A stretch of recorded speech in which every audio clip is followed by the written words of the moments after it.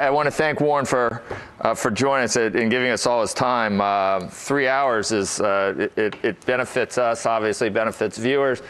If you were Charlie Sheen, I just figured out you'd make $12 million in 3 hours. So you're doing this. I don't think we're paying you that. So no, but Charlie Sheen is paying me for being his media advisor.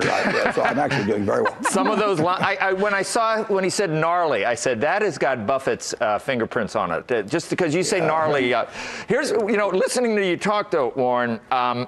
When you say, with your comments about bonds, that makes me think of financial assets in general, which includes stocks. And I think about the printing presses, not only in this country, but around the world. You've seen the commercial cha-chung, cha-chung, cha-chung with the central banks. And there are periods where financial assets are great, from the early 80s to 2000. And I just wonder if there's then periods where hard assets are great. And you see Paulson in gold and some of these other guys in gold or commodities. Are you just not comfortable with commodities? Are there times where you should be downplaying maybe stocks or businesses and going totally full bore into commodities, but you're just not comfortable doing that? No, the alternative with me, Joe, the alternative, I don't like fixed dollar investments at all. I don't like short-term bonds. I don't like long-term bonds. We own a lot of short-term bonds, but that is not because we like them. That's just a parking place. But the alternative, in my view, I mean, certainly commodities can be an alternative, but the alternative is income-producing assets of one sort or another that are not fixed dollar type investments. And so I've said consistently for the last few years, I would vastly prefer to own common stocks than fixed dollar investments over a 5 or 10 year period. I don't know about the next 5 hours or 5 days. And that might very well extend to rental real estate. It might extend to farms. I mean, an investment, you're looking for something where you put out money now and that asset that you buy gives you back more money over time. Now, the problem with commodities is that you're betting on what somebody else will pay for them in 6 months. The commodity itself isn't going to do anything for you. So there's two types of assets to buy. One is where the asset itself delivers a return to you, such as rental property, stocks, a farm. And then there's assets that you buy where you hope somebody else pays you more later on, but the asset itself doesn't produce anything. And those are two different games. I regard the second game as speculation. Now, there's nothing immoral or illegal or fattening about speculation, but it is an entirely different game to buy a lump of something and hope that somebody else pays you more for that lump 2 years from now than it is to buy something that you expect to produce income for you over time. I bought a farm 30 years ago, not far from here. I've never had a quote on it since. What I do is I look at what it produces every year, and it produces a very satisfactory amount relative to what I paid for it. If they closed the stock market for 10 years and we owned Coca-Cola and Wells Fargo and some other businesses, it wouldn't bother me because I'm looking at what the business produces. If I buy a McDonald's stand, I don't get a quote on it every day. I look at how my business is every day. So those are the kind of assets I like to own. Something that actually is going to deliver and hopefully deliver to meet my expectations over time. A piece of art, may go from $1,000 to $50 million, but it's dependent on what the next guy wants to pay me. The art itself, the painting itself, is not going to dispense cash. So I have to find somebody that's going to like it more. And with an asset like gold, for example, basically gold is a way of going long on fear. And it's been a pretty good way of going long on fear from time to time. But you really have to hope people become more afraid in a year or 2 years than they are now. And if they become more afraid, you make money. If they become less afraid, you lose money. But the gold itself doesn't produce anything. Well, speaking of gold, though, we're looking at gold prices, and they were at another record high. They're up another $3 today, $1,434 an ounce. And there have been some big hedge fund managers, like a Paulson or a David Einhorn, who have really buckled down on these bets. Why would you steer clear, and do you think what they're doing is the wrong thing? Well, I just don't know. I don't know whether cotton's going to go up. I mean, we use a lot of cotton, and I've watched it go from 80 cents to $1.90. We use a lot of copper, and I watched it go from $2 to $4 plus. So, I mean, there's all kinds of things in this world that are going to go up and down in price. Maybe hamburgers will tomorrow. But I don't know how to judge that. I do know how to judge, to some extent, the earning power of some businesses. And the real test of whether you would like it as an investment is whether you would be happy if it never got quoted again, and just in terms of what the asset did for you. But that doesn't. I would say this about gold. If you took all of the gold in the world, it would roughly make a cube 67 feet on a side. So if you took all the gold in the world, we could have a cube that went down there 67 feet, 67 feet high, and that would be the whole thing. Now, for that same cube of gold, it would be worth, at today's market prices, about $7 trillion. That's probably about a third of the value of all the stocks in the United States. So you could have a choice of owning a third of all the stocks in the United States, or you could have a choice of owning that little block of gold, which can't do anything but kind of shine there and make you feel like Midas or Croesus or something of the sort. Now, for $7 trillion, there are roughly 1 billion acres of farmland in the United States. They're valued at about $2.5 trillion. It's about half the continental United States is farmland. You could have all of the farmland in the United States. You could have about 7 Exxon Mobils, and you could have $1 trillion of walking around money. And if you offered me the choice of looking at some 67-foot cube of gold and looking at it all day, you know, maybe touching it, and fondling it occasionally, you know, and then saying, you know, do something for me, and it says, I don't do anything, I just stand here and look pretty. And the alternative to that was to have all the farmland in the country, everything, cotton, corn, soybeans, 7 Exxon Mobils, just think of that. Add $1 trillion of walking around money. You know, maybe call me crazy, but I'll take the farmland and the Exxon Mobils. All right, that makes some sense. Carl, you've got a question too? I'm still trying to get the image of Warren fondling a giant block of gold out of my mind. Just fondling it occasionally was what stuck with me. Bring me a giant block of gold and you'll see me fondle like you've never seen before. Warren, one question about my favorite line in your letter, and I'm guessing everybody's favorite line, is about your elephant gun being reloaded and that your trigger finger is itchy, teasing some investors, as some said, about your appetite for acquisitions. One of the immediate follow-ups for a lot of investors is, well, if he's so ready, what's holding him back? And with the cash levels that you have, some read into that at these levels, these multiples, Buffett's simply not interested. He wants things to really go on sale. Is that a coded message that you think stocks need to come down in order for you to buy? No, but it makes it easier if they would come down. But we're looking, you know, as I said, we're looking for elephants. Well, for one thing, there aren't very many elephants out there, and all of the elephants don't want to go in my zoo either. You know, so I have to find an elephant that thinks being in the Omaha Zoo is, you know, the greatest thing there is in life, which of course it is, and then I have to have a feasible price for it, and obviously the lower stock prices are generally the more chance of that happening will be. But you know, it's going to be rare that we're going to find something selling in the tens of billions of dollars where I understand the business, where the management wants to join up with Berkshire, where the price makes the deal feasible, but it will happen from time to time, and it'll happen more often when stocks are depressed than when they're buoyant. But we are not, even though stocks have gone up close to double from when we were here 2 years ago, stocks were really cheap then when we talked about it then. Now, you know, people were scared, but the stocks were cheap. They're not as cheap now as they were then, but compared to most assets, they look attractive. And so it is not the level of the stock market that's scaring me off. It does make it more difficult to make deals now than it would have been 2 years ago. But we only need one. Do we still have more time, Beck, or do we got to, do you know, for this? I know that they want to go to a break in just a minute to come back, but we're going to continue this conversation because this is obviously pretty fertile ground. A lot of our viewers have questions about this, and I know Joe Carl and I have quite a few questions too. I want to ask him just a quick a follow-up too on because let's just wait and I'll ask him a follow-up too, because you do get paid back with your investments in dollars, and if those dollars are going to be worth much less in the future, then I figure you must figure policymakers are going to get it together eventually, Warren, or else paper money's not going to be worth anything.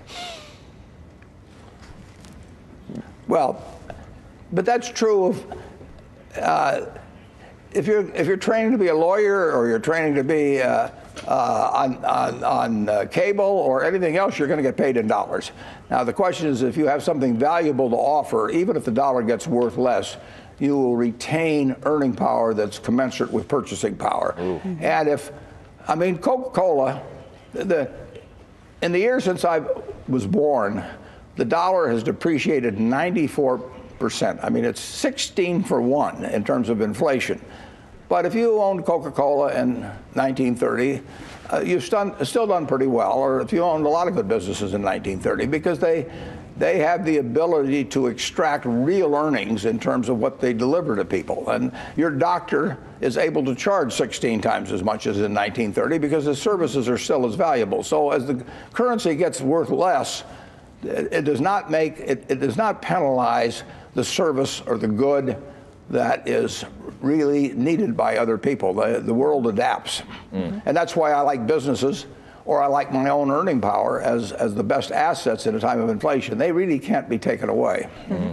Warren, you started talking about how you've got an itchy trigger finger. I even saw you kind of moving your finger around like you're ready to shoot something. Do you have any irons in the fire right now? We had an iron in the fire that got taken out of the fire just a day or two ago, which did a deal that did not, somebody else beat us out on it. And I've always got a gleam in my eye. You know, I'm always looking at the girl, but the girl may not be looking at me. I mean, that's my problem. But we will always have something that is at least a very, very, very low possibility. Somebody that's talked to me and says, you know, I'll see what my board thinks, or who knows. But we certainly have nothing that's a high probability at the moment. Was this thing that you just talked about, this deal that was potentially there, was it an elephant? It was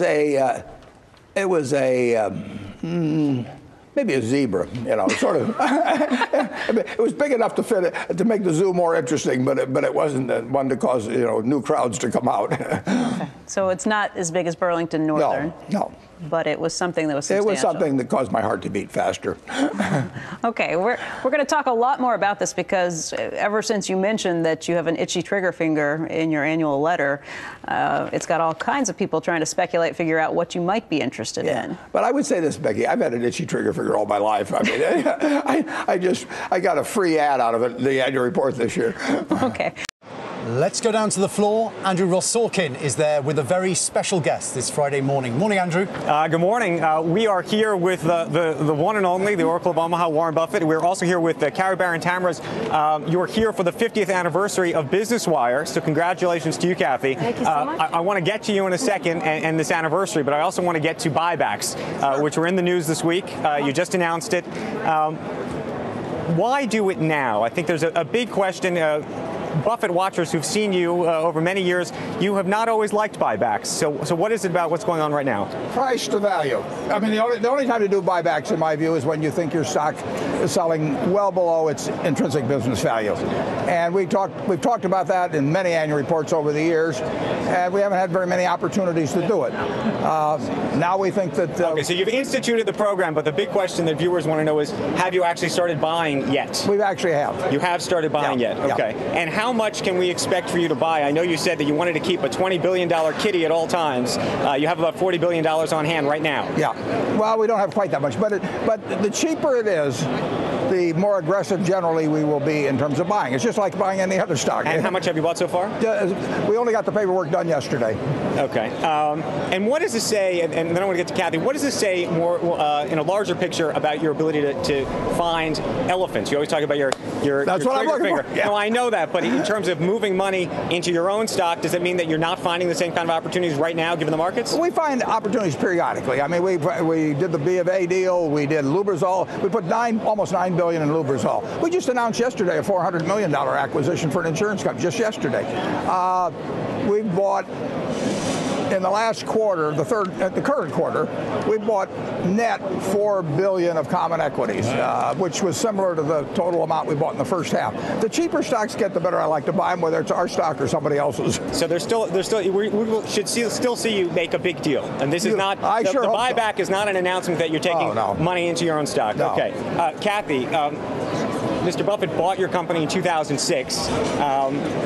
You've lasted 50 years through all sorts of different business cycles, and yet we're living now in the age of the internet and Twitter, and the SEC has now told companies that they can actually put their press releases up online. What do you do to defend your business and, frankly, to grow your business in this environment? Well, actually, our business is growing in this environment. We also are creating websites for companies that want to put their releases online, but that's not the way to put out breaking news, and that's what we do at Business Wire. And as long as we can push that news out to the investing public, I think it's the best way to go. If I want to know what's going on at Bank of America, I do not want to have a website tuned to that all day. I want to get it instantly from CNBC, and the way that they'll get it is, is from Business Wire. I would be remiss if I didn't mention that one of the other reasons you're in town is for this Obama fundraiser tonight at the Four Seasons. Yeah. And I wanted to ask you specifically, so many people in the business community say that the president is anti-business. Do you believe he's anti-business when you think about his rhetoric, and why not? Oh, well, rhetoric and policies, by the way. There's so many people who say... I mean, he took action to save General Motors and Chrysler. I mean, he backed programs that have kept the banks around and in the process rejuvenate the economy. He knows, and he knew it 10 years ago. Be president of the United States, particularly in the second term, you better have business doing well, and he wants it to do well. The talk of higher taxes and more regulation, you don't think is creating more uncertainty in the business community? I don't. What do you tell the CEOs who talk to you about this? I don't have any uncertainty. We are investing at Berkshire a record $7 billion in plant and equipment this year. Never before that much. 90+% is in the United States. We're seeing our businesses doing well. Business is coming back in the United States. Okay, let's talk about the Buffett rule for a moment. Talk about how it came about in terms of the White House getting in touch with you and you putting your name to this. Well, Gene Sperling called and said, "Can we use your name?" And I said yes. Are you happy you said yes? Sure. I mean, I wrote about it. But are you happy with the way it's been described? Is the program that the White House has presented $1 million and over your program? Well, the precise program, which will... I don't know what their program will be. My program would be on the very high incomes that are taxed very low, not just high incomes. Somebody like make a $50 million a year playing baseball, his taxes won't change. Make $50 million a year appearing on television, his income won't change. But if they make a lot of money and they pay a very low tax rate, like me, it would be changed by a minimum tax that would only bring them up to what the other people pay. Okay, so does that mean that you disagree with the president's new jobs proposal, which would be paid for by raising taxes on households with incomes of over $250,000? That's another program that I won't be discussing. But my program is to have a tax on ultra-rich people who are paying very low tax rates, not just ultra-rich people. And it would probably apply to 50,000 people in a population of 310 million. But that means you disagree with the president on the 250,000. No. You may disagree with him. I don't know. I'm asking you. So you agree the $250,000 is the right number? I will look at the overall plan that gets submitted to Congress and which they are voting on, and decide net, do I like it or do I not like it? There's no question there will be parts I'll disagree with. Just and are you a supporter of his jobs program right now? I am a supporter of the action he's trying to get the Congress to join him in taking to really do something rather than sit there and go in different directions. But you agree with all the details or no? Oh, I haven't looked at all the details. Okay, fair enough. Kathy, one of the conversations that we have always about Berkshire is succession. It is an issue. And as someone who understands the culture of this company so well and what Mr. Buffett has done for it, I'm curious if you could pick his successor, what kind of person would it be? Who would it be? Well, I don't want to think about it. Since you're making me think about it, he's irreplaceable in terms of who he is. I think I'm not privy to what's going on. That's at the board level. But it's got to be somebody that knows how to motivate people, because the one thing that Warren Buffett does, not better than anything else, because he's the capital allocator. Can the culture remain the same? Yes, because there are so many people throughout the organization that live and breathe the culture that Warren has created, and it's infectious. I feel it myself after 5.5 years in the company. The culture will go on. Right. Now, you recently hired Ted Welschler to be one of your investment managers. Right. Some people have speculated he actually could ultimately be a CEO. He's not just been an investment manager, but also an investment banker and has worked in corporate America. How should we think about him? We got a lot of talent. You got a lot of talent. And will you be, you have two. You've suggested that you will go for it, that you would have three in total. Possibly. Do you have a name already in your hat? I've got a couple in my mind, but I'm very happy with the two. I'll be happy if we have a third. It's not essential at all. But and none of those three, do you think, will become the CEO of the company? Hard to tell. Final question. Berkshire Hathaway, long thought of as a play on America, given the industrials and how much that represents. So many people say we're going back into a recession. You say what? Oh, we're not going. I think it's very, very unlikely we go back into a recession. We're coming out of a recession, and we've been doing it since 2009. And a great majority of our businesses are going to be earning more money than they did last year and the year before. How much are you worried about Europe impacting and infecting actually Berkshire's business and our economy? I don't worry too much about it infecting us. I worry about what will happen in Europe, and it's bound to have some fallout here. How it plays out, nobody knows. All I know is our businesses 5 years from now and 10 years from now, and the country's businesses will be doing a lot better. You own some than German bonds? We own German bonds. We don't German own, bonds? Yeah. What kind of haircut you want to take on those? On German, no. You think you're okay? We have a German reinsurance subsidiary that's owned those bonds for a long, long time, and we're fine with them. But we sold other countries. Bank of America. Yeah. Big deal for you. Brian Moynihan, since you made your investment, a lot of things have happened there. Did you expect those things to happen the way they have in terms of layoffs and everything else? I expected him to clean up a lot of the problems from the past, and they're going to take a long time to clean up. I mean, 2 years from now and 3 years from now, you'll still see some headlines. And your bet is that the company not only survives but thrives, Sure. or you're just making a bet that it sticks around and you're going to get your dividend? It's a great underlying business. It's a fabulous underlying business, but it's got a lot of problems from the past. Brian didn't create those. He has to clean up the mess. But I've been in those kind of situations before. Fair enough. Warren, thank you so much. Okay, thank you. Kathy, congratulations on 50 years. Let's hope there's 50 more. Back to you guys. Thanks so much. So Andrew, has he invited you to the dinner tonight? I have not been invited. Warren has not invited me. Am I invited to the dinner tonight? No. I don't know how much that plate costs, though. Get out your wallet here. Yeah, I got to get my wallet out. So. Anyway, back to you guys. Thanks We're very selective. All you have to have is $1,000 or 35.8 with Warren Buffett. Yeah, Joe, I saw gold was down, but I haven't seen by how much this morning. I don't know if you've seen a quote on that. But dollar you were strength, just I would talking. think. Yeah. Yeah, you were talking a little bit about gold prices. Obviously, that's something. Yeah, okay, it's down about $4, 1641. Obviously, it's a huge question people have asked as we've seen a big run up in gold over the last 4 years or so, and that's something that was definitely talked about this weekend here at Berkshire. Joe just talked about Charlie Munger's comment that civilized people don't buy gold. This weekend, I also got the chance to sit down with Berkshire board member and Microsoft chairman Bill Gates, and he's not a huge gold fan either. Listen in. Gold today was something that both Charlie and Warren made pretty clear they're not a big fan of. What about you? I'm certainly in that camp. Historically, I did have some silver investments that at a time Warren actually had some silver investments. He got out fairly quickly.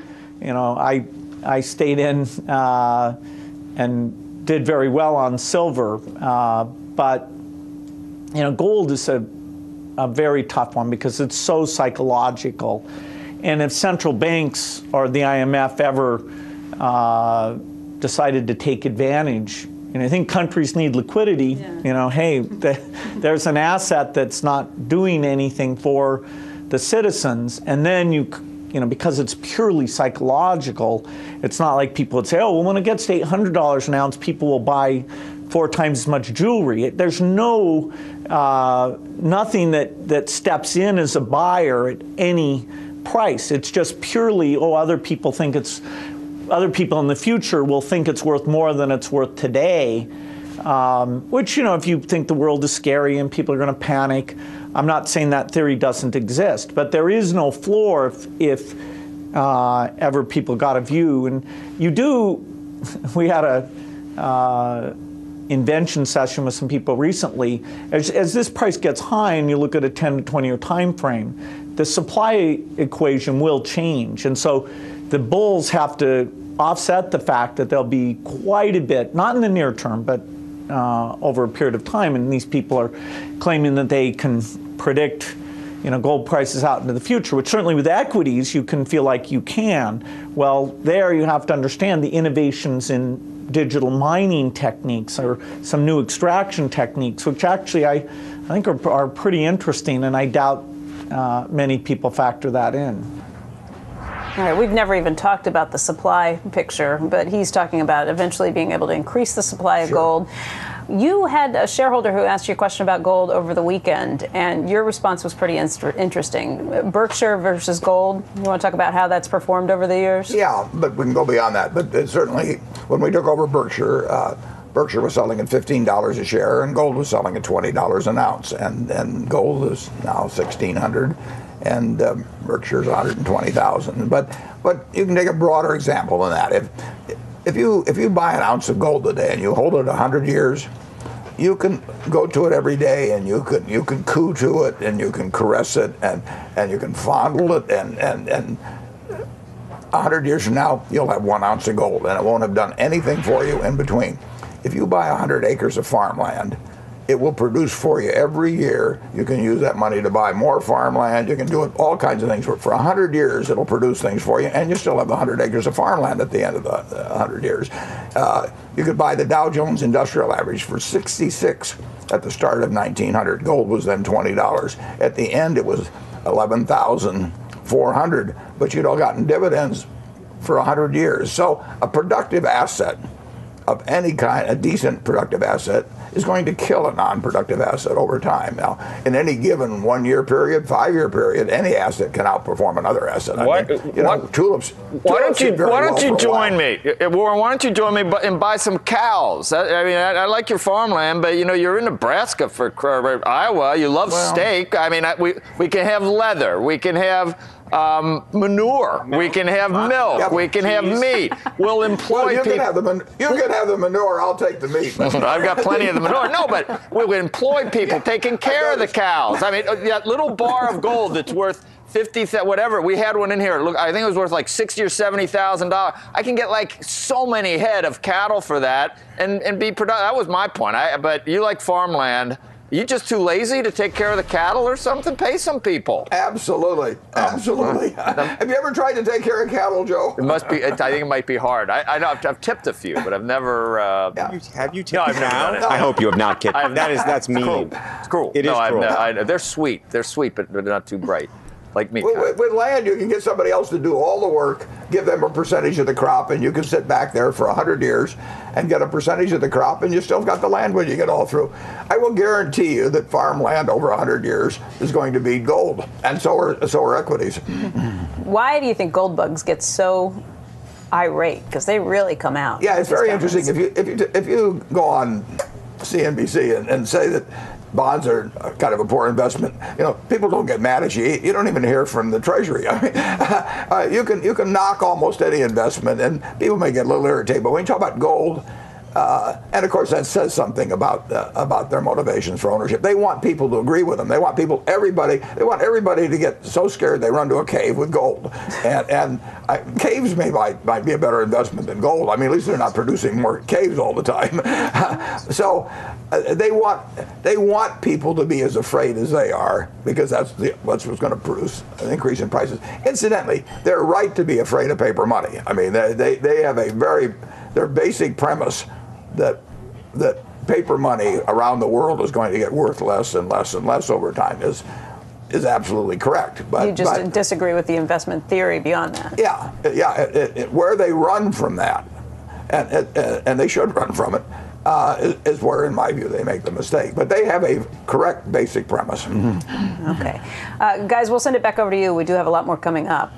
Now let's switch on the Power Lunch Power Surge and drill down on the stories driving the day. Contracts for home sales hitting a 2-year high, and billionaire investor Warren Buffett telling CNBC that's where he would put his money. So what's fueling his optimism? Diana Olick is in Washington with some of the details. Hi, Diana.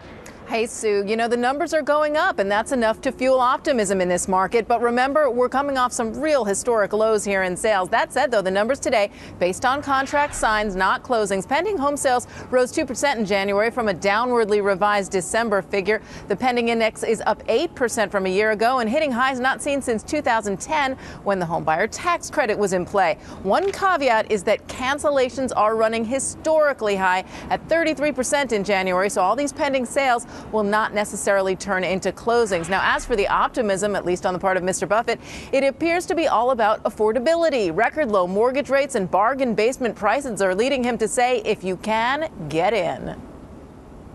if I had a way of buying a couple 100,000 single-family homes and had a way of managing, the management is enormous. It was really a problem because they're one by one. They're not like apartment houses. So, but I would load up on them.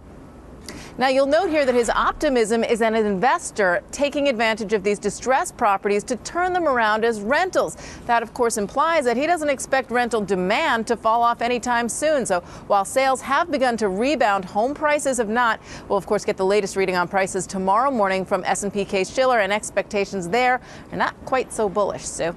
Diana, if, as Mr. Buffett says, it's such a great time to get in and buy, what's holding back the bulk of the ordinary market from getting in? Getting a mortgage, Sue. That's what I hear every single day. A lot of folks are not qualifying for those low rates on mortgages. They either don't have enough money to put down or they don't have enough credit.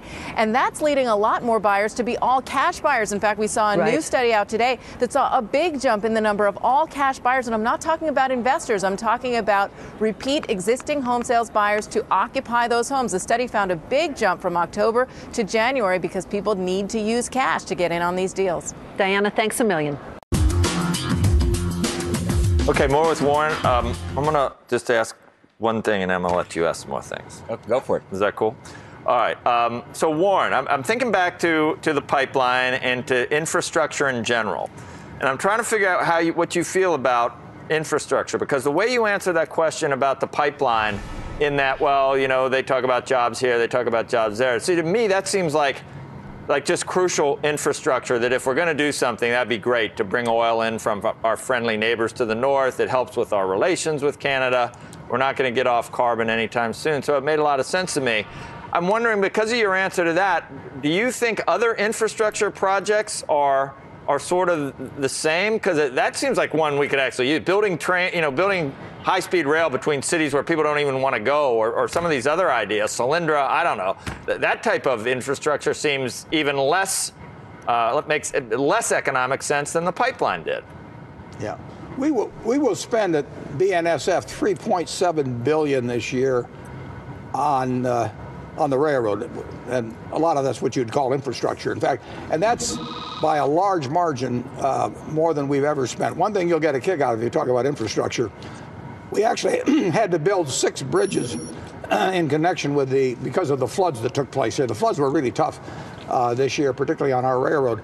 And Matt Rose, who runs BNSF, knowing how Charlie kind of grimaces whenever he hears about capital expenditures, he has named one of those bridges in Iowa the Charles T. Munger Bridge. We've even got a plaque put up there. So Charlie now has a bridge named after him. I don't have a bridge named after me yet. How much of a role? It's amazing that a private company is building all that infrastructure. But what's the role of the government in terms of stimulus and the jobs plan?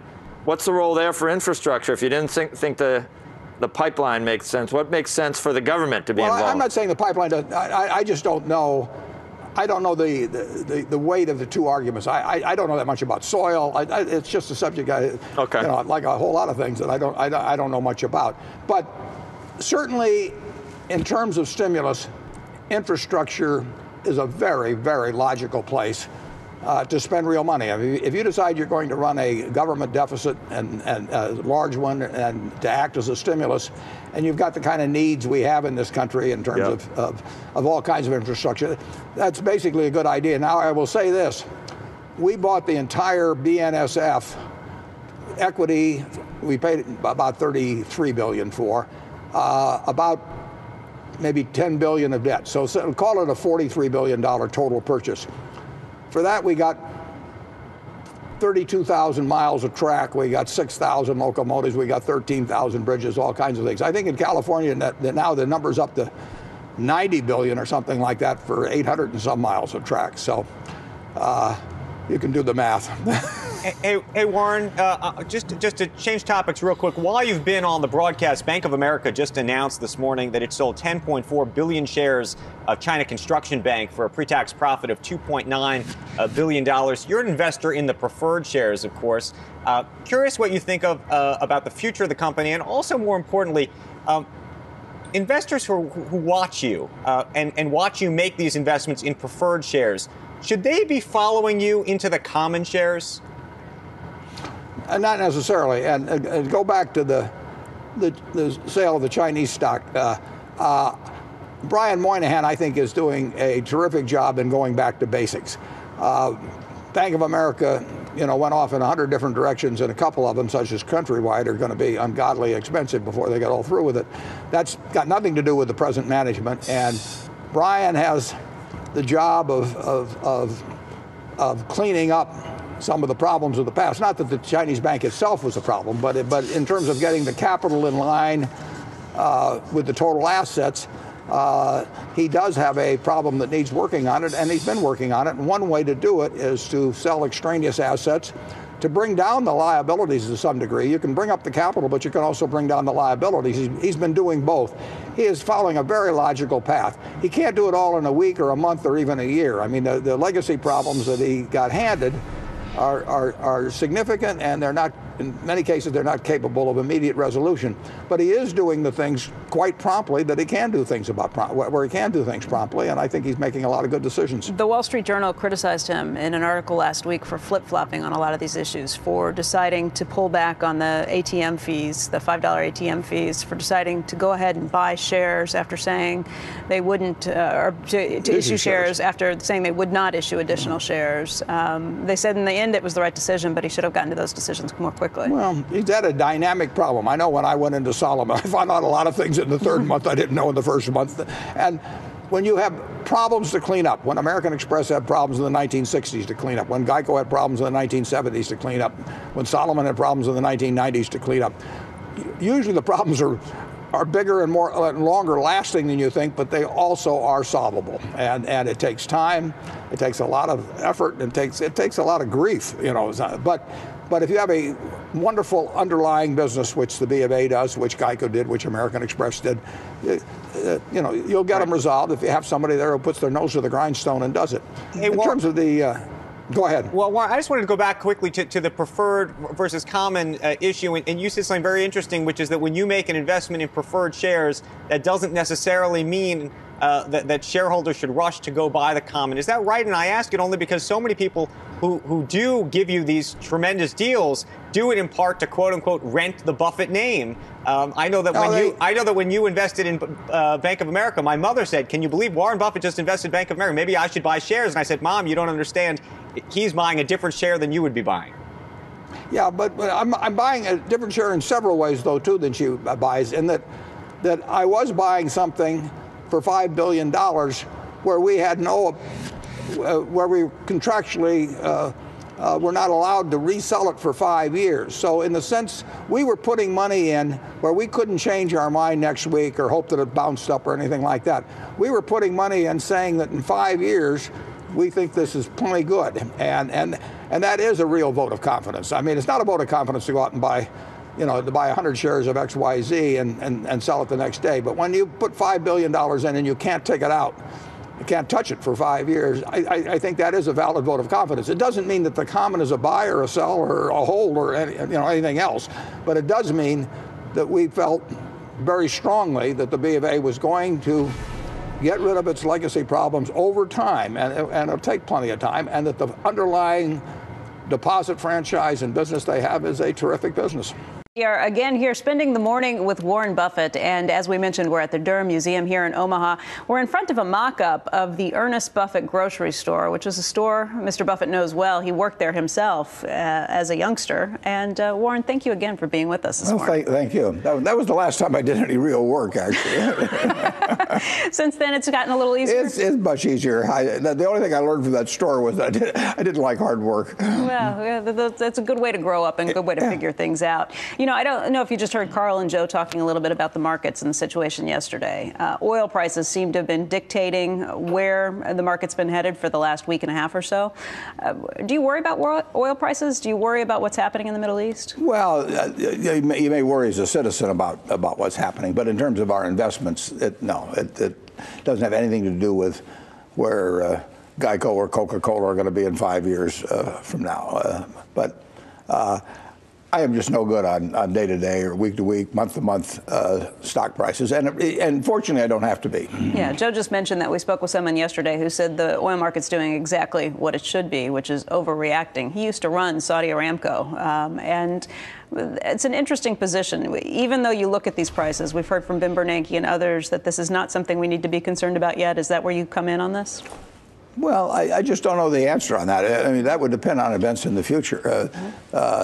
6 months or 8 months ago, we weren't worried about cotton prices at Fruit of the Loom, and they've gone from 80 or 90 cents to $1.90. So you just don't know about commodities. If they get short and people need them, I mean, we have to make T-shirts and briefs and that sort of thing, and if there isn't enough cotton around in a given month, we buy it regardless of price. And oil is the same way. The demand is pretty inelastic in the short run. So if you get any real interruptions in big supplies of oil, and I know there's excess capacity around, but a big enough interruption could cause a big change in price. We have not seen a significant interruption yet, though. The Libyan oil market maybe is 2% of the global supply, and maybe about half of that has been cut at one point or another. And yet you see oil prices running back up above $100. That's where they were trading yesterday in the extended hours. Is that something that you think is tied to speculation? Is that something that is or could be prevented, or is this a real supply situation? Well, it isn't a real supply situation yet, but markets anticipate, and if people are not worried about Libya getting cut off, what they're worried about is that the unrest spreads and that some 3 or 4 million barrels a day would get cut off, and that's a rational thing to worry about. What the probability is of it happening, who knows? But it isn't zero. And it looks higher now than it would have looked 2 months ago, so that starts gets reflected in prices. But markets anticipate. Your annual shareholders letter that you just came out with on Saturday painted a much more optimistic picture of America than many people had been thinking to this point. Why is that? Why are you so positive? Well, I've been optimistic on America right along, as you know. I mean, I was optimistic when I knew things were going to go to hell. But things do. America gets off the track from time to time, and it was particularly so in the fall of 2008. But you can't stop this country. I mean, we have gone through, I don't know, 15 recessions, world war, civil war, you name it. And there is a resiliency to the American system. It does work. And it sputters from time to time. It'll sputter from time to time in the future. But you don't want to get too concerned about that. It's kind of like having a bad crop in farming. If you've got some good land here in the Midwest, you're going to have a bad crop occasionally, but you're going to have mostly good crops. And we have great soil for this country, metaphorically, and it works over time. So what are you seeing in your businesses right now? You said that we're back on track, but are we chugging along? Are we inching along? How are things coming? It's probably closer to inching in most businesses. And in residential construction, it's not inching. It's not going at all. But so you do have this uneven situation. We have a few businesses that are really kind of booming, and we have a great many businesses that are moving forward, and then we have a few that are stuck. But I think that's true of the economy.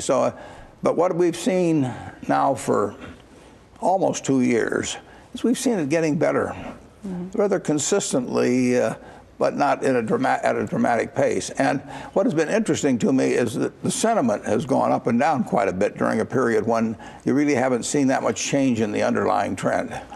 And in terms of your businesses, you say you have some that are booming. Which ones are those?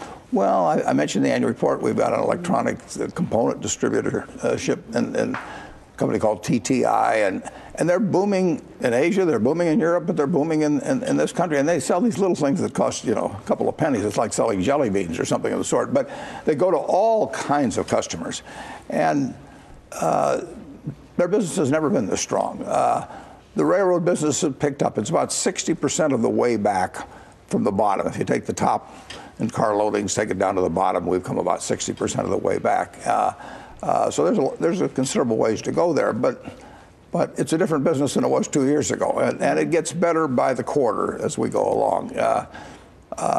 We see at our machine tools, small little tools that go in big tools, a company called ISCAR. I just got the January figures, and January was a record month, and now not by a huge margin, but it just keeps getting better month by month. So, and nobody's buying those to put them in their homes, or for speculation. Right. They're buying them because they're using them. When do we see that actually play out in the jobs market? That's been the huge concern. We've got another jobs report that's coming up on Friday. Yeah, our business at Berkshire was quite a bit better in 2010 than 2009, but we only added 3,000 jobs, from 260,000 roughly on a base. So we added 1% to jobs net, and yet our business really improved quite a bit more than that. And there were real gains in productivity achieved on the downside. People, when they really had to tighten their belts, they found out they could do it. I think that period is largely over. I think the gains in business will be much more reflected by gains in employment going from this point forward than they have in the first year and a half or 2 years of this recovery. Does that mean good news by the end of this year, or does that mean good news by next year? Because depending on whose forecast you're watching, the unemployment number could go down significantly this year, or it might take 2 years. I really don't know the answer on that, but if you ask me just to guess, I would guess that by close to the election of 2012, that unemployment would be probably in the low 7s. Okay. And how good that'll look to people, I don't know at the time. But that'd be my guess from what I see in business. You mentioned that the housing businesses you have are not inching along. They're stuck. You also said, though, in your annual letter that you think housing is in a position where a year from now things might look considerably better. Tim Geithner was on the Hill yesterday. He said there's still a lot of pain to work out in housing.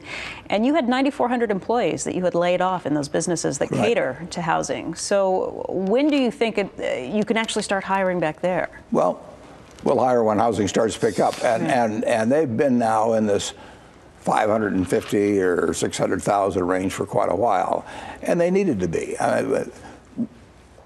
The demand for housing comes from household formations. And household formations are running considerably higher than housing starts. So the excess housing supply is being sopped up, not at an incredible rate, but at a significant rate. And that's a counterbalance to the fact that we were building 2 million housing units, and people they were creating 2 million families a year at that time. So we were just building too darn many houses, and they don't go away. So the only way to solve that is to underproduce compared to household formations, and we've been doing that for a couple of years, and that's why my guess is that in about a year that we will have sopped up the excess supply. Now that doesn't mean there's not all kinds of people who want to sell their house for what they paid for it 5 years ago, but that's a whole different question. I know housing will pick up at some point, and it seems logical to me that it should pick up in about a year based on the number of units that are getting sopped up. And it's a good thing. I mean, we had that one incentive there for a while to try and move houses. Tax break for first-time buyers. The real thing to do is clean out the excess inventory. And the only way you clean out excess inventory, you either blow up the houses or you produce fewer than households are getting formed. And any artificial acceleration of demand, it just means disappointment later on. So you didn't think the government should have made those moves? I don't think that trying to move the fourth quarter's demand into the first quarter is probably not a good idea. We had to clean out the excess. We're just getting to the end of a lot of government programs like that. Not only what we saw with cash for clunkers, with the first-time buyers tax credit or tax deduction that would go in. You also are getting to the point where QE2 is nearing a point where it's going to end. Now, Ben Bernanke was on Capitol Hill yesterday, too, and he did not give any indication that they'd be ending QE2 early, but it only goes through June. So what happens to the markets? As you said, they're very forward-looking as they come to the recognition that the Treasury's not going to be there, or the Fed's not going to be there to prop up the Treasury market anymore. Well, I do not like short-term bonds, and I do not like long-term bonds. And if you push me, I'm sure I don't like intermediate-term bonds either. I just think it's a terrible mistake to buy into fixed dollar investments at these kind of rates, and I've thought so, for several years now. When people ran to cash because they were afraid of everything, they were really going to the worst investment, that's possible. I don't know what will happen with Treasury markets, but we have had, and I don't think people necessarily realize, we've had monetary policy with its foot to the floor for a couple of years, and we needed that to get out of where we were. How long we needed it for is another question. But the idea of overdosing the patient 2 years ago was a terrific idea. The patient needed every bit of morphine or whatever you put in them that they could take. We came on with fiscal policy very strong. And what people don't realize about fiscal policy, we talked about a stimulus bill a couple of years ago. But a stimulus bill isn't a stimulus bill because you stick the word stimulus on it. I mean, you can call any bill that spends money in Washington a stimulus bill. Stimulus is spending more money by the government than it's taking in. We are going to do that to the tune of 10% of GDP this year. We have massive stimulus going on in the United States, stimulus like you haven't seen since World War II. We just don't call it a stimulus bill. But stimulus is the federal government spending way more money than it takes in. And you can call it a stimulus bill, you can call it the green flowers bill, but whatever causes the government to spend a lot more money than it's taking in is stimulus. And when you get to 10% of GDP, you've got massive stimulus. So you've got massive monetary activity, you've got massive stimulus activity, and then what I think is the most important factor in coming out of the recession is sort of the natural regenerative capacity of capitalism. I think the other two can be important, and I think they're psychologically important because people expect the government to do that, and they wouldn't have confidence if the government wasn't doing it. But I think the main thing that makes the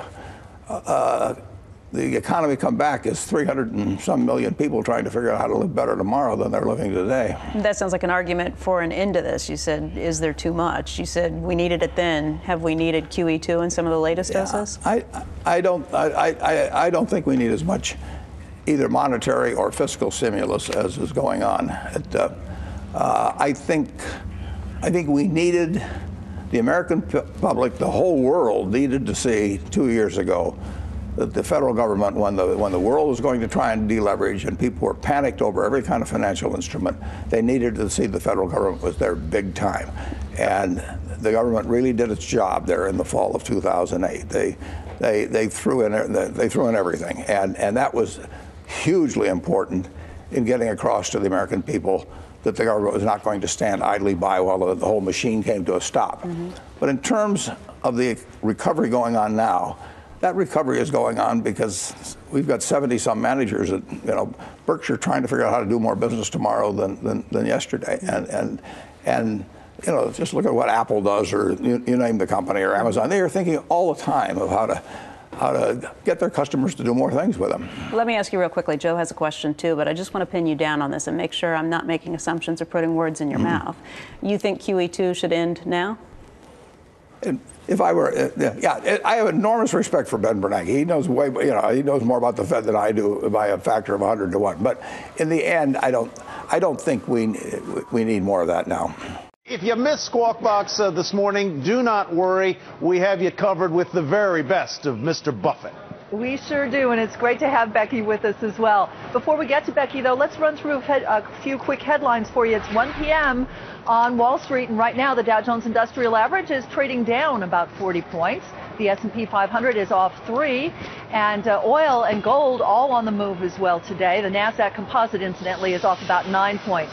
The gold market rebounding a little bit, but oil has dropped below the $90 a barrel mark for the first time this year. There's the retail index hitting an all-time high today. It's up better than 4 points.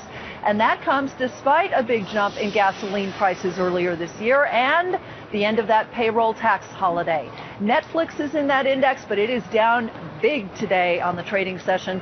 And Dollar Tree, Home Depot, and Target are also in that index.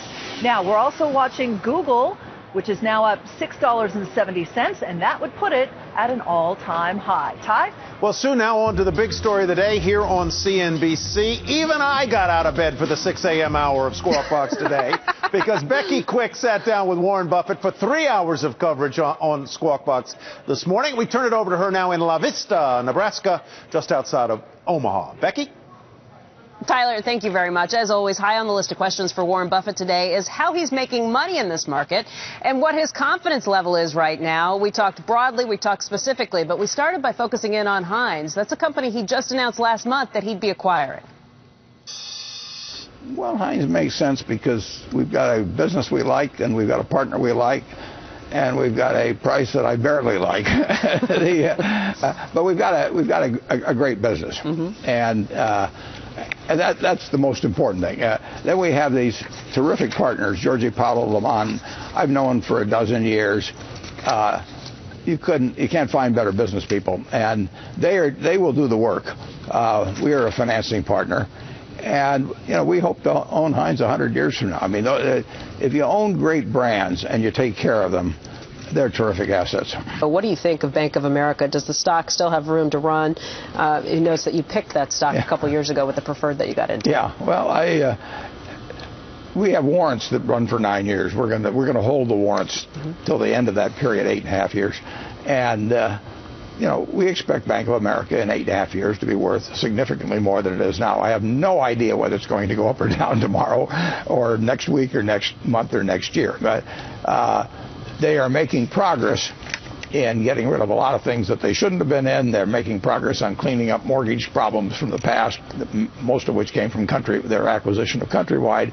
They're doing the right things, and they've got a terrific low-cost deposit base. So over time, they will do well. But no one knows whether that stock is, in my view, knows whether it's going to go up, down, or sideways in the next 6 months. So we just don't try to do that sort of thing. If you could give any advice to Tim Cook of Apple and its shareholders, what would it be? Should they give more in terms of a dividend? Should they split the stock? Is Apple now a long-term growth stock that you would consider purchasing at its current levels? Yeah, I don't own any Apple stock, and I haven't.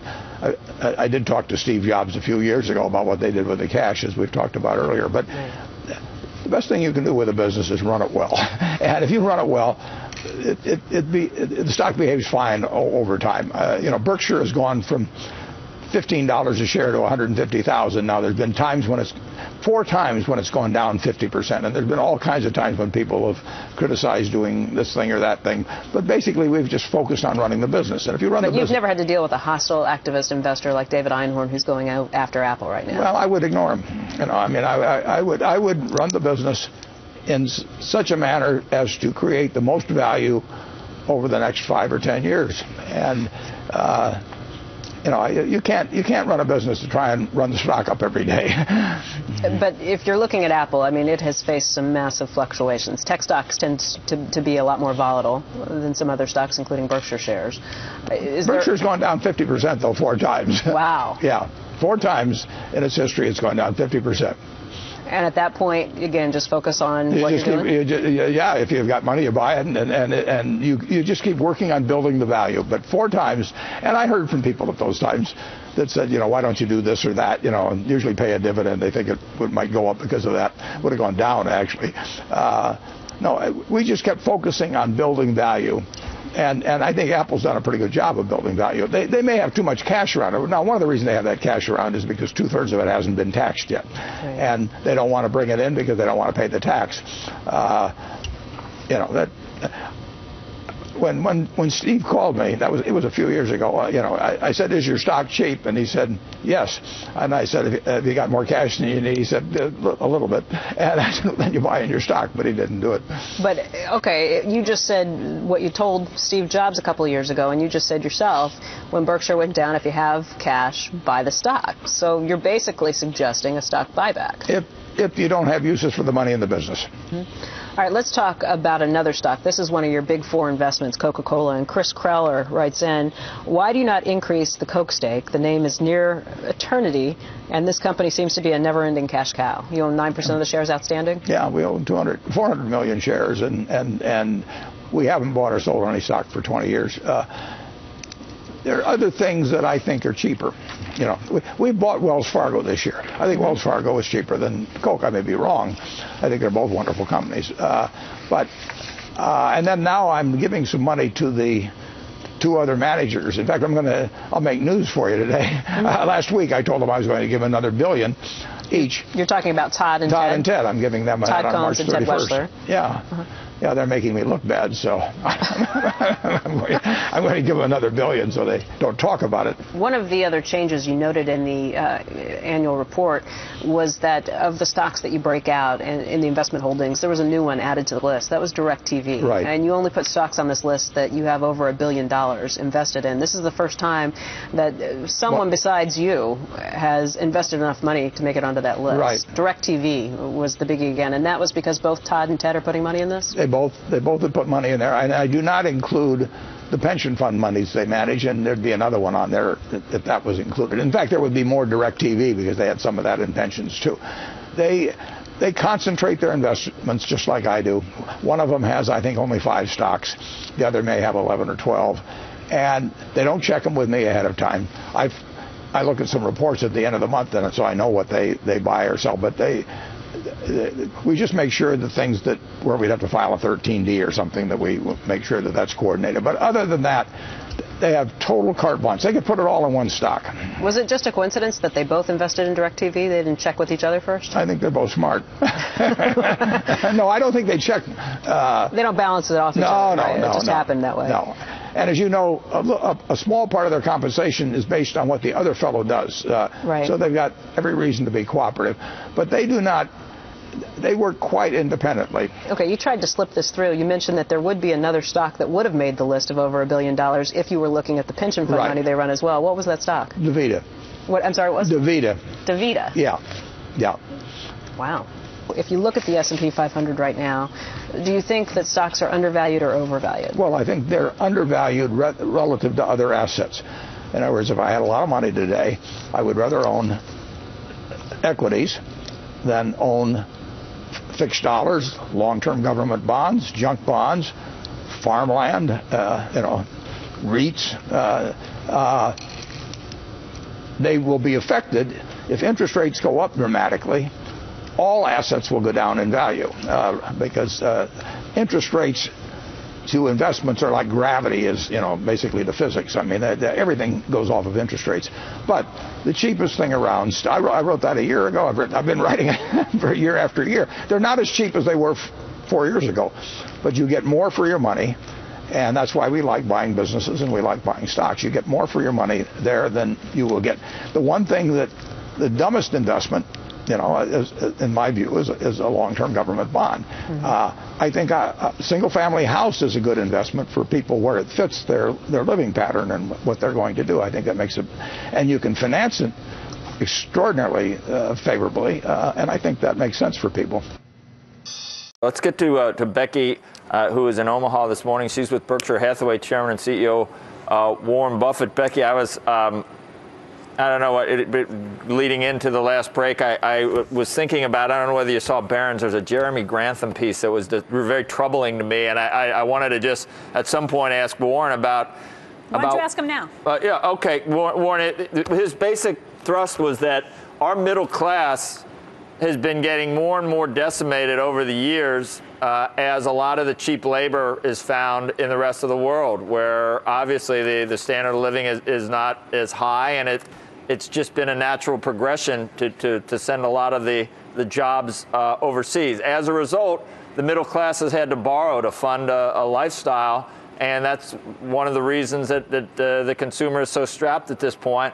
And it's a very negative piece where basically looking for another 7 years or so of subpar growth because of this. And I don't know what the answer is. I think re-education or more to try to become more competitive or at least better than the rest of the world at doing things for our labor force. You have an answer for that?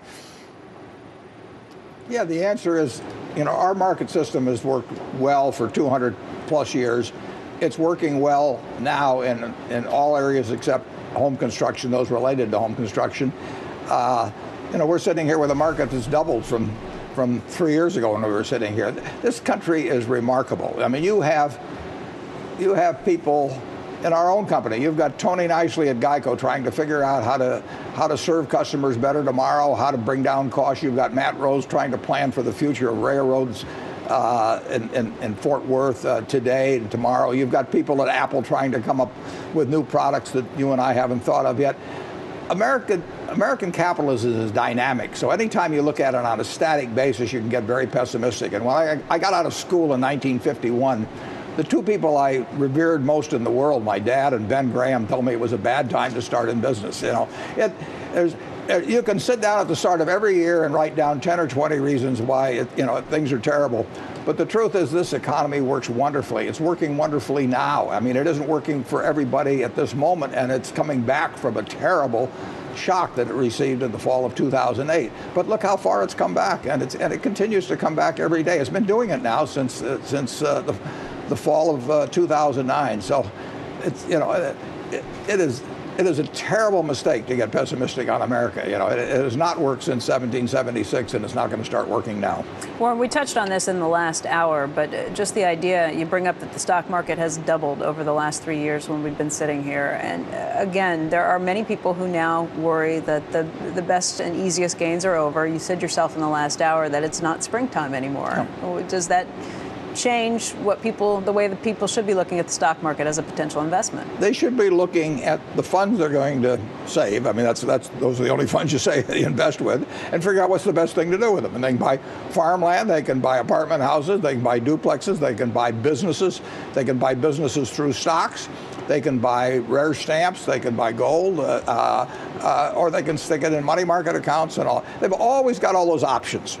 And I've written a section in the annual report why I think that businesses are the best option. Now, the nice thing about businesses in this country is you can buy into all the best businesses in the United States virtually. You can buy a piece of them, and you don't have to buy, you know, if you don't understand company XYZ, you can buy company ABC. And naturally, it'd be nicer to buy them at the prices of 3 years ago. But you know, they are attractive relative to other assets. That doesn't mean they're going to go up.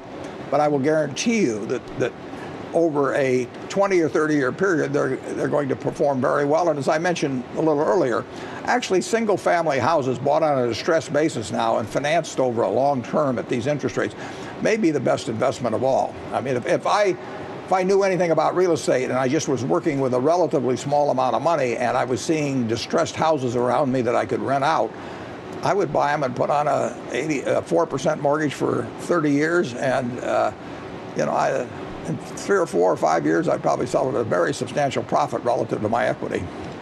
Okay. You know, Warren, we left off in the last break talking about taxes, and your role in this tax debate has become very central and very polarizing. And just last week, Governor Chris Christie of New Jersey weighed in on this and weighed in on what you've been saying. Take a listen to what he had to say. Warren Buffett keeps screaming to be taxed more. Yeah, well, he should just write a check and shut up. Really, and just contribute, okay? I mean, you know, the fact of the matter is that I'm tired of hearing about it. If he wants to give the government more money, he's got the ability to write a check. Go ahead and write it. He's not the only person who feels that way. Yeah. We've got a lot of viewer email that came in. We've been sitting down and doing this Ask Warren session here for, I guess, the last 4 years or so. And this year, more than any other year, there were a lot of emails that came in that similarly echoed what Chris Christie had to say. Well, I hope they're a little more eloquent than that. But you know, it's sort of a touching response to a $1.2 trillion deficit, isn't it? That somehow the American people will just all send in checks and take care of it. That was first fellow to come up with that was Senator McConnell, and I really. It's sort of astounding to me that somebody that has the responsibility for being the minority leader in the Senate would think that you attack a $1.2 trillion or so deficit by asking for voluntary contributions. Since he did, I offered to triple his, but that's a sideshow. The real problem we have is we're taking in too little money and we're spending too much, and that's not going to be solved by voluntary contributions. What we need is a policy, a tax policy, and to give you an idea of how extreme it is, just take a look at what I've labeled A1, and you can find this on the internet. And the figures I've circled in 1992 showed that the 400 largest incomes in the United States that year, adjusted gross incomes, were $18 billion. Now that's about $45 million a person. And if you go down to 2008, it's $108 billion. That's $270 million a person. So from 1992, the 400 top incomes went from $45 million to $270 million, which is not bad, I think. Now, if you go over to A2, you will see that during the same period, those top 400 saw their tax rates drop from 26.3% to 18.1%. At the same time that was happening. But what's even more startling is if you go to A3, and you will see that in 1992, 6 people among those 400 paid at a rate that was less than 10%. That's just 2/3 of what the average person pays on payroll taxes. And that 6 went up to 30 over that period, and the number paying from 10 to 15 went from 10 to 101. So 131 of the 400 largest incomes, averaging $270 million each, 131 out of 400 were paying at a 15% rate or below. And that, the payroll tax for people making less than 100,000 up until this year was 15.3% they were paying. So solving that problem, solving the problem of me paying the low tax rate I pay, is not going to solve the fiscal problems of the United States. But to ask other people to be making sacrifices during this period, and we're going to ask them to make sacrifices. We're going to ask them to make it on the revenue side and on the expenditure side. And to leave this group alone is a travesty. So to Joe's point, you can't fix the deficit by just going after. No, you can't. You can't fix the deficit by going after any one expenditure or any one revenue item, and you certainly can't fix it by asking for voluntary contributions. So this is something that you think for the optics of the situation, or just for the appearance of fairness, the president says all the time? I think it should be incorporated into a revision of which is going to have to happen on both the revenue side and the expenditure side. But I certainly think it's important to incorporate this into a revision. And I think this is something that can be done immediately. I mean, a minimum tax on people. There's 131 people that filed those returns that showed 15% or less, and my cleaning lady Mary, has a payroll tax of 15%. Joe? But I just don't know. I don't know why you harp on it so much, Warren, when you know that it's 1%. It's not going to do it. It wouldn't solve anything, and maybe we need to fix it for the optics of the situation.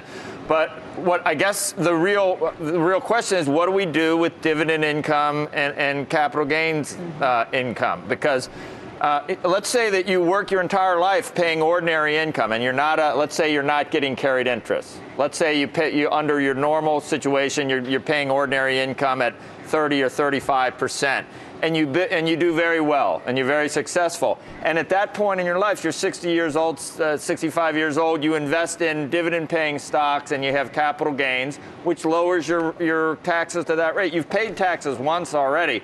I mean, we need to decide what the correct rate for capital formation is for long-term gains and for dividend income. It just seems, I don't know, just to keep bringing it up as a red herring. Look at this. It's not fair. It's not fair when you know it has to do with long-term gains and dividend income. Let's do something. Let's find the right rates for dividend income and long-term gains, and stop pointing fingers at these people. Well, I don't think I've named an individual. No, you haven't. But it's a matter of public record. You only got to look up 130 of them.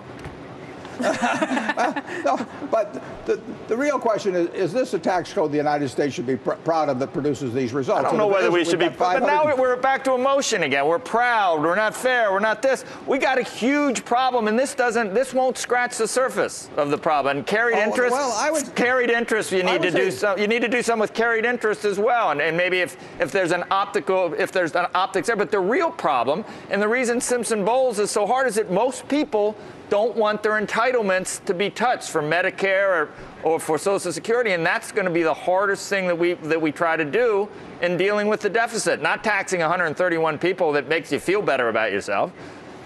Well, no, the numbers here, though, just think about it a second, the numbers here probably come to $40 billion. Now that may not sound like a lot of money to you, but $40 billion is almost $2,000 a piece for 20 million families. If you take the bottom 20% in the United States, there's almost 24 million households, and their top income is $21,000. Now, to those people, 40 billion divided by their 20-some million is real money. It's $1,000 or $2,000. But I don't argue with you. It's going to be tough to take away promises we've made. We're a rich family that's overpromised. But to not start at the top. I mean, this is something we can do something about right now. But how do we do it, Warren? It's not an. Shouldn't we try to figure out what the best rate for the most competitive and the rate that brings everyone the most benefit in dividends and capital? We got to have that discussion. Isn't that more important? Because that's how these people are. To just like put a like a surtax or something or we could do that. I've asked you, why can't we just tax you at 10% of your wealth? And that didn't go over very well with you either. 10% of all this wealth would bring in quite a bit of money too. I figure we get about $5 billion from you alone, right? Yeah, that's true. And actually, wealth tax is tough to enforce. I mean, it's very hard to say what every farm is worth, or every private business is worth. I don't particularly favor a wealth tax, but I would have no objection to it. I mean, if 10% of my wealth and 10% of everybody's wealth went to the government, I don't think that's the best system. But what should we do with capital gain? What do you think? You think is 30% okay? What about dividends? They're already taxed the first time when a company is in its operation. Well, I guess you'd say it's taxed at 1.2% anyway for corporations, but they do pay taxes once. What should the dividend rate be? I mean, you must have an idea where capital gains and dividends should be right now, tax rates. Yeah, well, incidentally, that point about double taxation has been made, but I just thought it would be fun to take a look at my own situation, because if you go back to, I made these calculations in the office 3 times where my rate was about half of everybody else's rate. And if you go back to 2004, if you put up, what would be that number on that?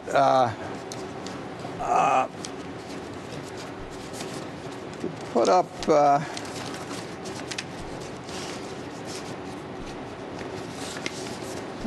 Warren, let me ask you, what do you think about dividends? Is there a rate that is acceptable if they went to 25%, if they went to 30%? The best period we had in post-war history, the 50s and 60s. Mm-hmm. And in the 50s and 60s, the tax rate generally on capital gains was 25%. Mm-hmm. And the tax rate on ordinary income got up to 80% or thereabouts. And our country prospered very substantially. I mean, the stock market did well, investors did well, the economy did well. So that was a rate that worked very well. Corporate tax rates then were 52%. And people paid them, incidentally. Should capital gains and dividends be the same rate as ordinary income? That depends on what the ordinary income rates are. I mean, you can go that either way. That's what they were in 1986. I mean, that was under Reagan, we went to 28% on everything. I don't have any problem with that. I think that says every tax system is going to get criticized, but I would not have a problem with a 28% rate. There'd be a lower rate on people with lower incomes, but so it would still be a graduated rate. But the idea of taxing capital gains and dividends at the same rate, we've done that in 1986, and people thought it was a wonderful improvement on the tax code at that time. Mm-hmm. Joe, does that answer your question? Yeah, I think now, or at least now we're having the discussion. Maybe that's what we need to do, and then we need to just you'll hear from certain people that just say, for competitive reasons, you don't want to raise taxes on the job creators, blah blah. You've heard all this stuff before, but at least we can then have an actual discussion, because that would take care of this whole issue that your secretary pays less than you in tax. That wouldn't happen if your income was taxed at ordinary income rates. That we'd be finished with the discussion if it was 28%, Warren. Yeah, no, she wasn't paying. Well, you've got to integrate payroll taxes in there too. But, I know. Yeah. Well, and you must be. I mean, it'd be nice if you give her a little bit of a raise, then we wouldn't have to worry about it all the time. You could probably pay her $500,000 a year, right? She does. I mean, dealing with you must be worth at least $500,000.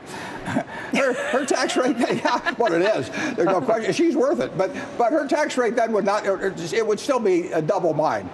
It doesn't. Well, that's because yours is all on. That's because yours is all dividend income. You don't pay yourself any ordinary income. I wouldn't pay myself anything if I were you either, but I sure would like $60 billion. Yeah, well, 131 out of those 400 people came in at below 15%. I know they got dividend. Okay, now we're going in circles. We're back to we got to figure out how to do that, and then the carried interest thing, which is also you know, when you say someone has worked a lifetime and then is enjoying the fruits of their lower tax rates, if you made your entire income from the carried interest, then you got to, you know, then you got to explain that away. That makes it tough. That optically is bad. Joe, we had this fellow Todd Combs. He came to work for us last year. He was running a hedge fund before that.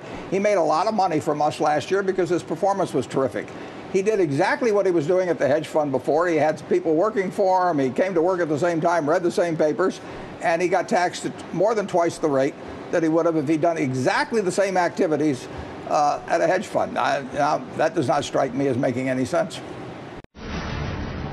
Welcome back, everybody. We've been speaking with Warren Buffett all morning long. And Warren, one of the things we haven't talked about yet is another one of your major holdings. I think Procter & Gamble is maybe your 5th largest holding. It could be. There was a story yesterday in the Wall Street Journal that took a look at Bob McDonald, the CEO. There have been a lot of questions in the past raised by Bill Ackman, an investor who's put quite a bit of money into it, about whether or not Bob McDonald's up to the job. Yesterday, the Journal added that there was a letter sent to the board of directors that came from a former manager who said a lot of managers agreed with him about some of his concerns about Bob McDonald's leadership. So where do you stand as an investor in Procter & Gamble, and what do you think of Bob McDonald? Well, we owned more shares in the past, but we sold some shares under A.G. Lafley. We sold some shares. That's related to valuation, and frankly, the earnings on Procter & Gamble have been disappointing now for a few years.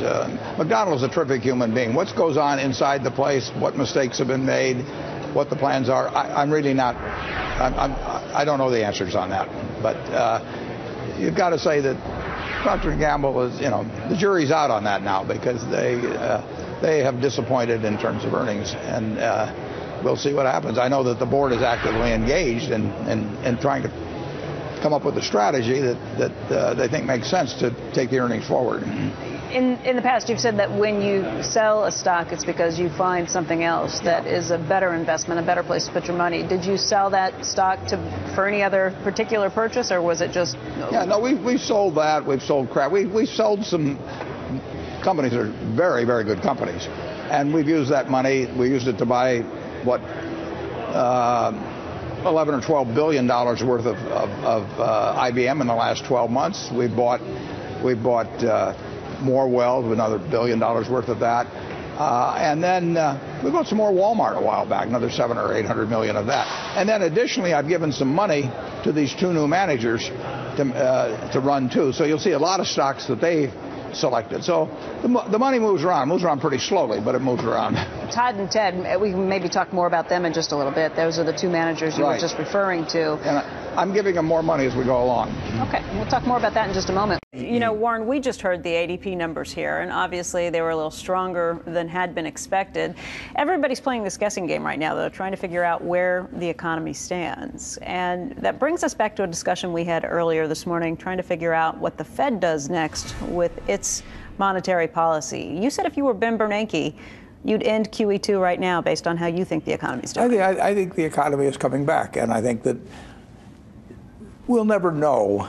There's probably 3 big variables in the economy's development, and we like to think of monetary policy and fiscal policy because we all learn about them in school and all that. I think the most important factor by far is just this underlying regenerative capacity of capitalism. I mean, if you go back a century or so, nobody had ever heard of monetary policy or fiscal policy, and we had recessions, and they cured themselves. And they cured themselves because millions of Americans were trying to figure out how to do things better the next day. I mean, capitalism works.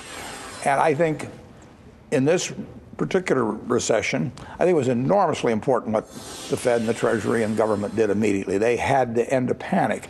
But I think if you talk about what's happened in the last year, I think that who knows the importance of the variables of fiscal and monetary policy. If you ask me, they're number 2 and 3 compared to this natural regenerative capacity. And we've had foot to the floor, as I've said, on monetary policy. We've had foot to the floor on fiscal policy. But I think what's really getting the job done is the imagination, creativity, the energy of the American public in terms of keeping a system going that's worked marvelously for several hundred years. Hey, Joe, you have a question, too? Yeah, I got a specific one, shifting gears a little bit. Warren, you love Wells Fargo. You talk about it a lot. You were in, Berkshire was in Bank of America. and it wasn't a good experience. And you're out now. I think you lost 2/3 or something. But I mean, obviously the financial crisis hit, but that's making you're voting with your feet there, I think, on management or on the prospects for B of A. I mean, you're staying in another bank. Why would you get out with a loss instead of go ahead. I never bought a share of Bank of America. That was one of the 15 or so positions of Lou Simpson. So he did not make a decision to sell Bank of America in the second half of last year. He was liquidating his entire portfolio. He sold Nike. He hated to sell Nike. He loved Nike, but he was cleaning out his portfolio, and Todd's bringing in a new one. But Bank of America was never part of a portfolio I managed. So when you see Berkshire liquidates its entire stake in Bank of America, you can't say, oh my God, they don't like the prospects, or Warren doesn't like the prospects for Merrill Lynch or Moynihan, or you can't draw any conclusions from that. No. Okay. Zero. I never bought a share, and I never sold a share personally. Okay. We're going to talk about a lot of things this morning, but obviously with so much of the global market turmoil, there couldn't be a better day to be joined for 3 hours by the world's most successful investor. Warren Buffett is here. We got up extra early with us because, of course, out here it's only 5 a.m. Warren, thanks for getting up early, first of all. We got to start this earlier. You saw what happened overnight based on the elections in Europe over the weekend. What do you think about what's happening right now with the global market sell-off? Well, it really doesn't make any difference to us. We were buying stocks on Friday, and we'll buy the same stocks today, and we'll buy them a little cheaper. So I never complain about buying things cheaper. You were buying stocks on Friday. You said stocks multiple. This is not just one issue that you're into? Well, just two. You have two stocks that you're buying? Yeah. Are these U.S. stocks? Yes. Are these... I think you've exhausted your... what I'm going to get out of you on this, but you had two stocks that you were buying. Are these issues you've been looking at for a long time? It's issues we already own. Okay, so you're adding to your positions, and you'll buy more today based on this sell-off? Yeah, the lower they go, the more we like it. Obviously, though, what's happening right now in Europe is something that people have been looking at for a long time. You've been worried about the euro for a long time as a result.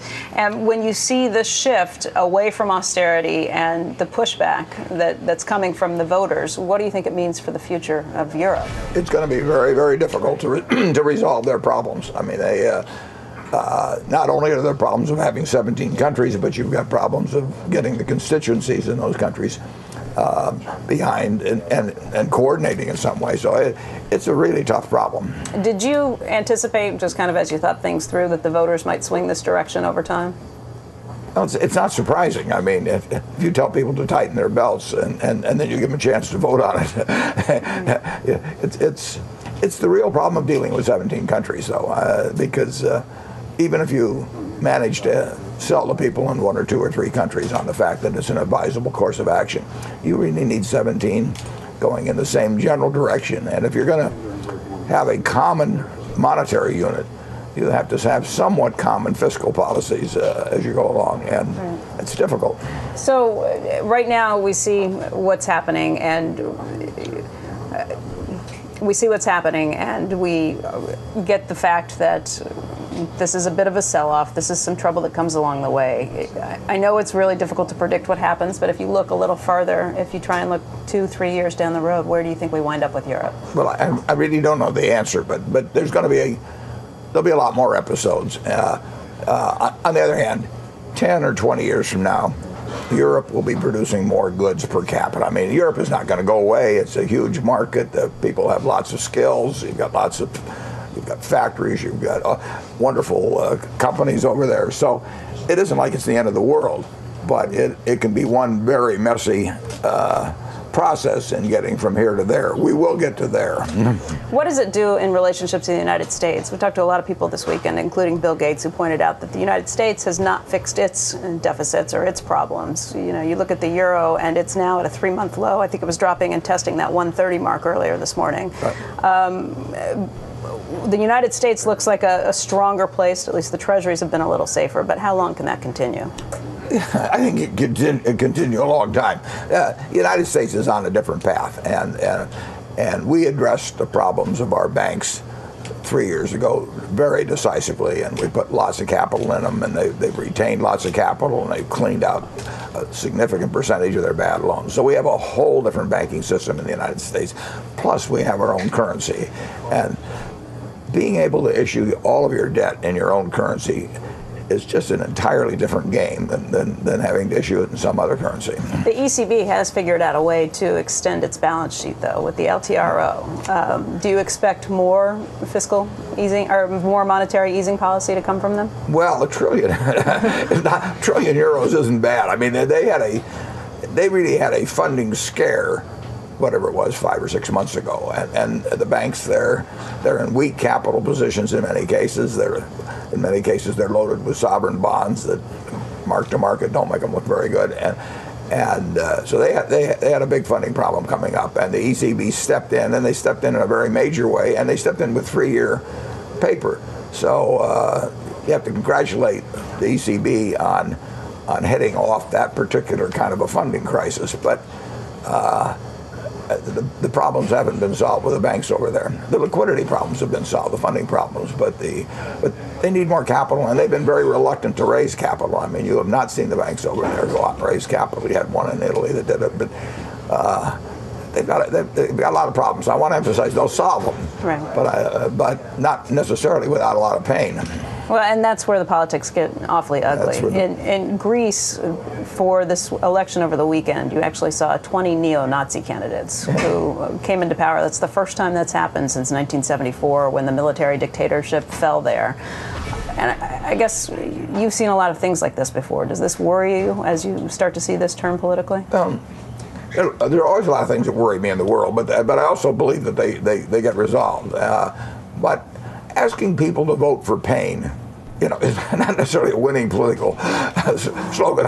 We're not going to have two candidates in this country that are going to ask people to vote for pain, and it can be done under certain circumstances. I mean, and obviously in a time like World War II, people really voted to restrict their own consumption and activities and all kinds of things. But it's not an easy job, and it's particularly not an easy job to get a number of countries to do it. And they always point at the other guy and say he's getting a better deal than we are, and that sort of thing.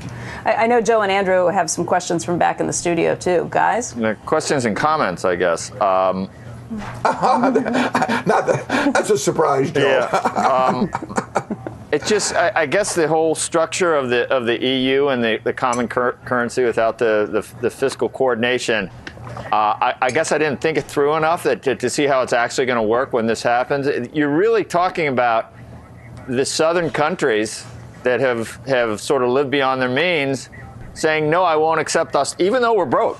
I won't accept austerity, and I want Germany to keep funding my lifestyle. And you're expecting the Germans who have, they had their own trouble when they had to bring in, the Eastern Europe, and they went through a lot of austerity themselves, and they've worked hard, and they finally get their day in the sun where things are going well, and you've got an entire southern region asking them to fund their lifestyle. What would normally happen, Warren, I think, is that you can't get people to accept austerity, so you devalue your currency, and de facto their buying power goes down, and they sort of have to accept it because that's the way it works. And then you have better exports and without being able to do that, I don't see how this finally works. But I don't see, when France goes 90-90-90, we're going to elect a socialist and not accept austerity, and we want Germany to keep paying for everything. I'm watching it happen, and I'm trying to think of what we could, how it would work here. I know that we've got some poor states that the federal government, has to subsidize more than some of the other states, but we just don't feel that way here in this country.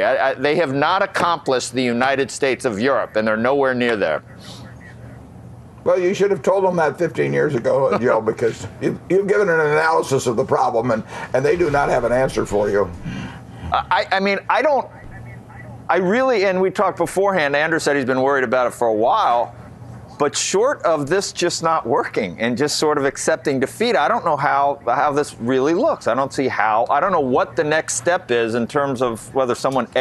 Don't you think it's time for Greece maybe to exit the euro? Someone might have to ultimately exit the euro. Well, everybody might have to ultimately exit. But look, that's what I've been saying. I said the second you get Holland in there, the relationship with Merkel, it's going to be very, very difficult. My question for you, Warren, this morning is there any company that you've been keeping an eye on in Europe or anything in Europe that you would actually invest in today, given what's happening? Well, we bought outright a Dutch company late last week. So, Europe isn't going away, but everything that Joe said is 100% correct, and no one knows the answer to the points that he laid out. But that doesn't stop us from buying a good business over there. If I got a call today on some major company in Europe that I understood and that I knew had good products and a good future, we'd buy it. Now, we take into account what's going on over there, but we'd buy it. What would happen, though? Go ahead, Andrew. I'd just be embarrassed if I were the French. It'd be like going back to my parents again and again and again and asking for more. Eventually, my pride would stop me from, the proud French. But they can't live the way they've been living, and yet they're still straight face going back to the Germans and say, we're not going to cut. We're going to continue because there's not enough millionaires. Are there, Warren, to tax at 75% to pay for the 56% of GDP that goes for the government? There's not enough people there to do that. Yeah. But Joe, if you were an impecunious nephew and you had a rich uncle and he doled some things out to you before, I'm not sure you'd be too embarrassed to go back to him. Warren, we had a 2.2% GDP too, which was slowing, and for whatever reason, and then we had the employment report where I think over the weekend it looked more negative to me. The more I read, the more negative it looked as people gave up on looking for things. There's no way that what's happening over there can possibly be seen as anything but a negative for our numbers. Or maybe it doesn't take a material amount off of GDP, but it's certainly not going to add to GDP for us here, will it? Well, I think you're probably right on that, but we don't buy stocks or businesses based on the outlook for the next 3 months or 6 months. I bought my first stock in the spring of 1942. When I was 11 years old, and at that point we were losing the War of the Pacific to the Japanese, and I mean, if you'd read the headlines every day, it'd be kind of fun to go back and look at the headlines on the day I bought my first stock, because things were looking terrible until the Battle of Midway, and I bought in a few months before that. So I think it's a terrible mistake. I think the worst mistake you can make in stocks is to buy or sell based on current headlines. Hey Warren, in the great debate between austerity and stimulus, and it may be almost unfair to frame it that way because we probably need a combination of both. How do you think about this issue when you look at what's happening in Europe and you look at this debate, which, by the way, is a debate that's happening here? Yeah, I think actually, nobody knows because you can't run controlled experiments. But actually, I think we've handled it pretty well here, and much better, I might say, than the Europeans. But we've had an easier way to handle it than the Europeans. So if we'd had their structure, who knows what would happen? But because we've had a structure where if the Fed and the Treasury and the government basically said we've got the will and the ability to give this country a jolt on the way back, we can follow the policies we set out to follow. And we have had stimulus from the word go in the fall of 2008. We only called that particular bill. In fact, we didn't even call that a stimulus bill because the term got unpopular. But we've had continuous stimulus. Anytime you're spending 7 or 8 or 9% more of GDP than you're taking in as a government, that is huge stimulus by any Keynesian definition. I don't care whether you call it stimulus or you call it anti-stimulus. It's stimulus when the government is spending way more than it's taking in. And we have stimulus right till today. I mean, we are running at whatever it may be, 8% of GDP as a deficit. And Keynes is probably cheering up in heaven. Yeah, but the other side is saying it's too much. We're going to have the argument about it. We'll have a lot of argument about it between now and Election Day. But I would say overall that the policies we've followed since really the great crash of 2008 have been pretty darn good. I mean, it'd be nicer if GDP were galloping maybe at 4% or 5%, but we have had completely a resuscitation of the viability of the banking system. We've had, all cases except residential construction, we have had the economy come back in a very significant way, and month by month it gets better, and we've got all these businesses, and again, with the exception of residential construction, most of them are having record earnings. The big ones are all having record earnings. We're employing more people, but not at any galloping pace. Warren Buffett, who's been kind enough to be with us for the past, hour and 45 minutes or so. Warren, we look at Europe all the time, and you've talked to us in the past about the Eurozone crisis and what you see happening. You already talked a little bit about the European banks, that you think that they're in a very different position than the American banks. But last week, Francois Hollande suggested that the Eurozone is well on its way past this crisis, is really moving out the other side of things. Is that the impression that you get? No, I wouldn't say so. I mean, I don't know how it plays out, but I certainly don't feel that it's clear that it's on the road to recovery. I mean, they have a real banking problem. I mean, they to some extent encourage their banks to load up with sovereign debt. So you have the sovereigns counting on the banks and the banks counting on the sovereigns, and that can create a problem. And it's going to be a very tough thing to have austerity and at the same time grow GDP. It's not an easy solution. Europe isn't going to go away. I mean, we'll be doing lots of business there 5 or 10 years from now. But I think it could be pretty rough there for a while. Is that a good argument for pulling back from the area, or is this a time you think businesses should be they either have to come closer together, or I mean, they're going to go one direction or the other. But the idea of having a monetary union independent of really discipline on the fiscal side, although they said they had it originally, they've got to come closer together, or it won't be sustainable. Although the ECB has made some major moves to try and reassure the markets, and that certainly has given them quite a bit more time. Yeah, well, central banks can print money. It's a wonderful machine to have. In economics, just like in life generally, you never can do just one thing. I mean, anything you say you're going to do is going to have consequences, and sometimes those consequences are delayed. Certainly printing money has consequences, and you can say not printing money would have consequences in the United States too, but we haven't seen the movie's not over in Europe. Joe, you have a question too?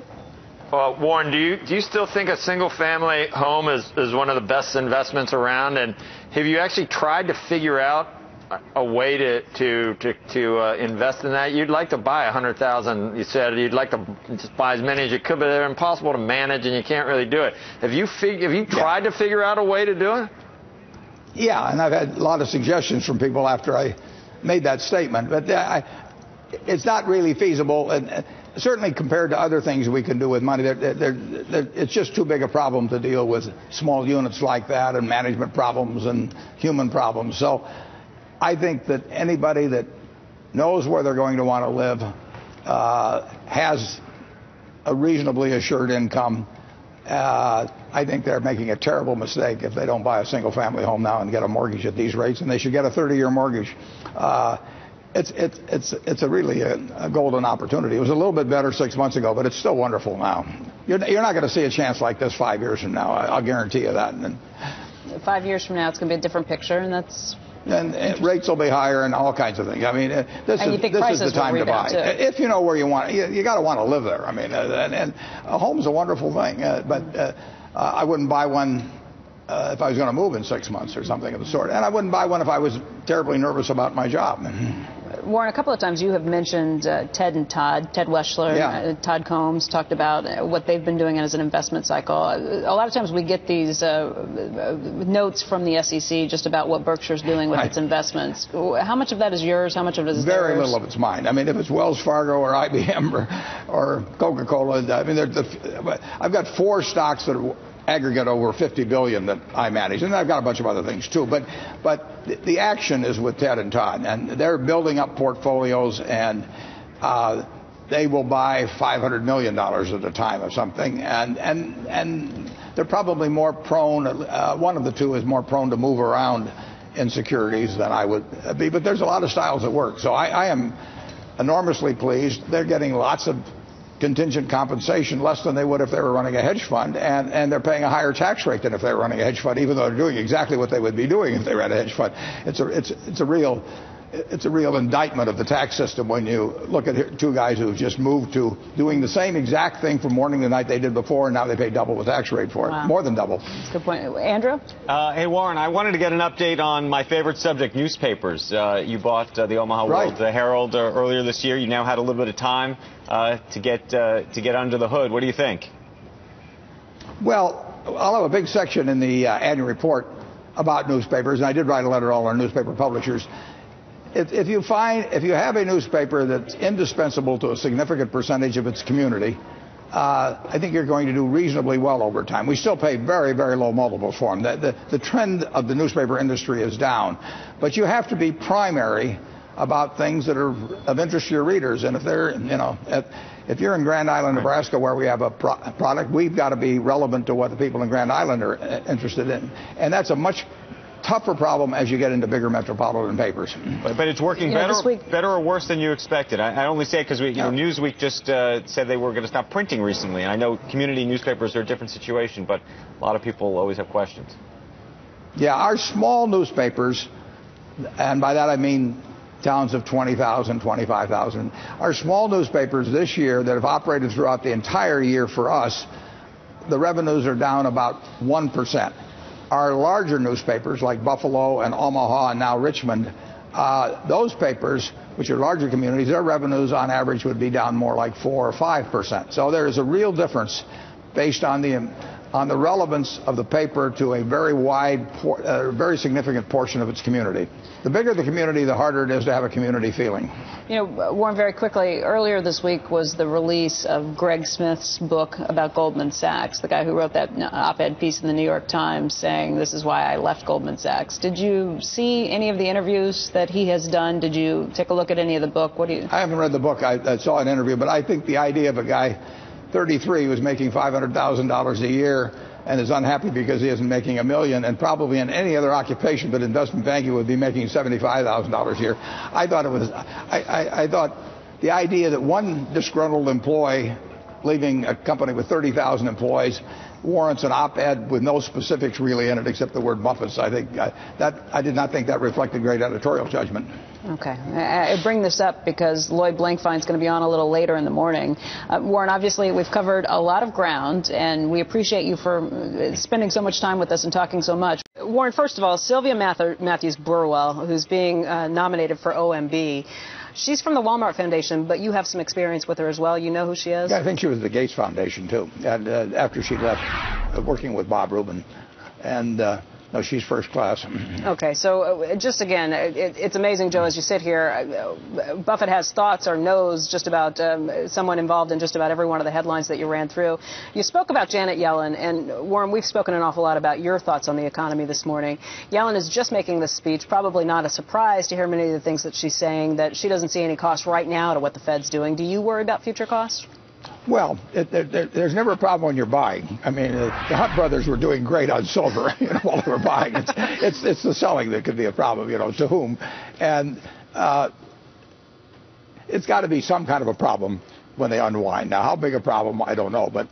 But you do know that throughout the world, decisions are being made on the basis that money is basically free.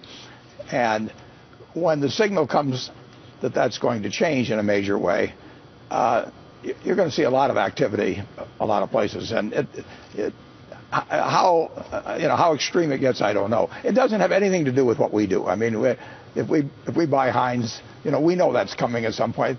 We're buying Heinz owner at 100 years. So, but this will be the biggest.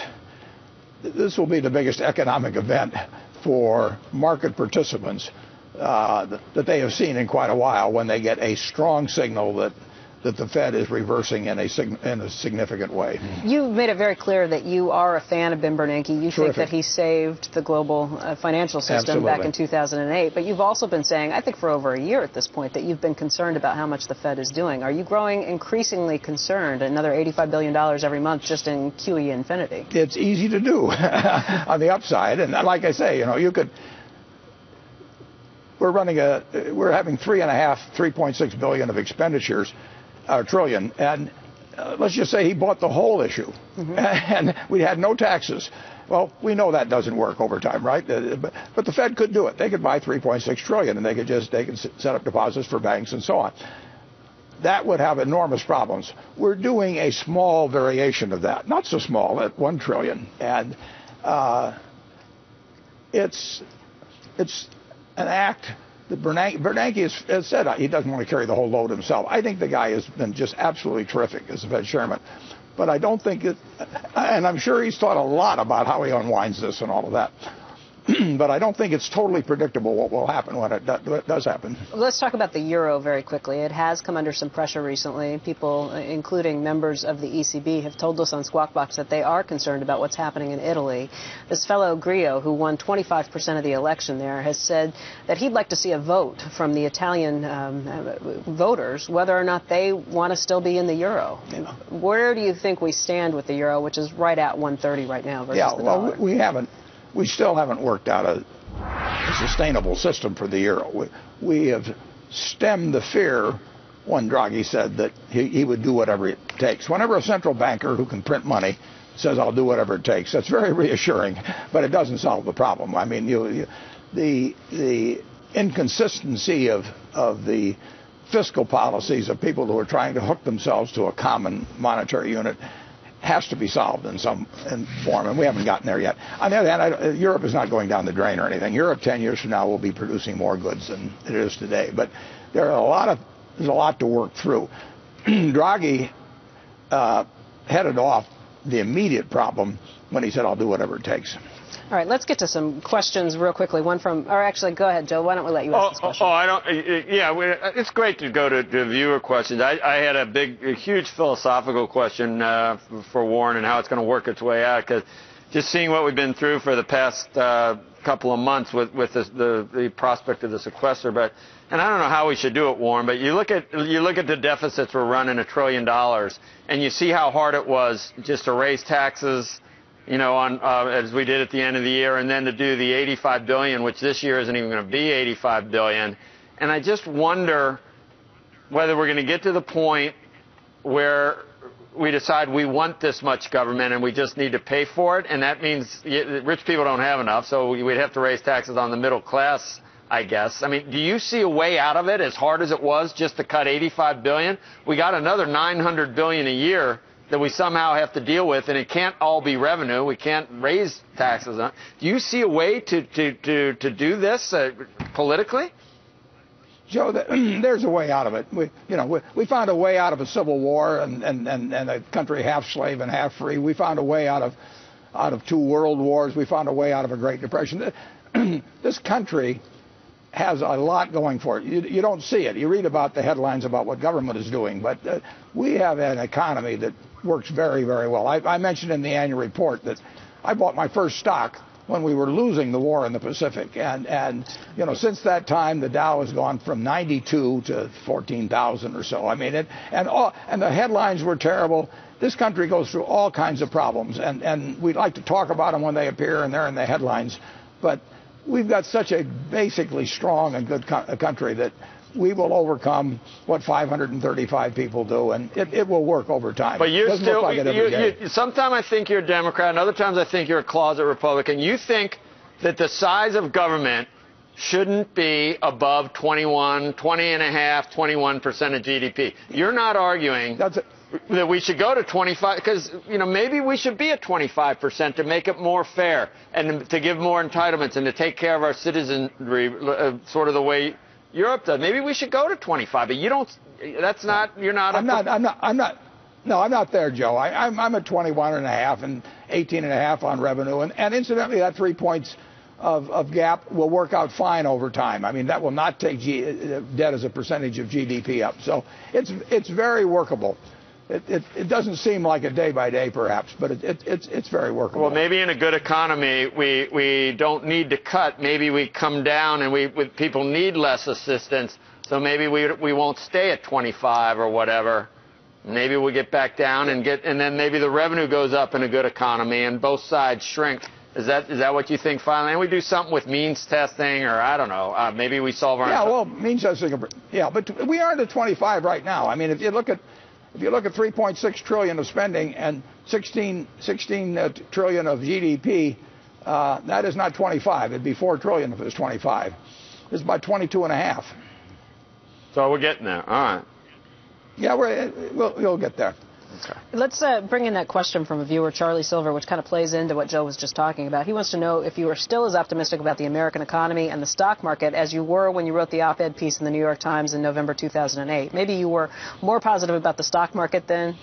Well, stocks were cheaper. Stocks were cheaper then, and maybe you're more positive about the economy now? Well, I'm always positive about the economy long range. I mean, this country works. All you have to do is look at, just in my lifetime, 6 for 1 on real GDP per capita.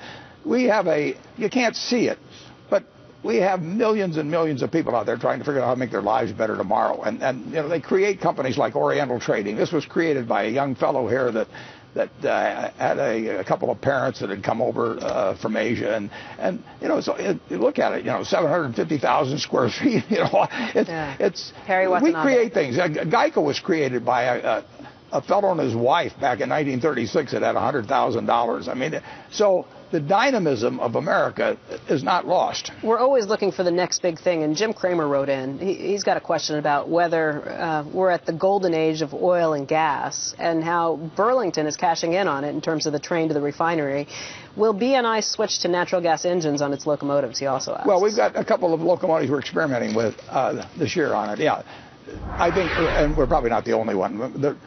The railroads are definitely experimenting with converting to natural gas. It's not a simple matter, and I can't tell you the technicalities of it, but it's real enough so we're spending real money. In fact, I think we ordered a couple of units that we're working with. So when you get natural gas, $3.50, and you look at where oil is, you've got to look at converting any kind of an engine to natural gas. But Jim brings up a point that we've heard from Jack Welch and others who have come on the show. I mean, Jack Welch has said he thinks oil and gas is going to be one of the next big renaissances for America, and that may be where we get a huge number of jobs from down the road.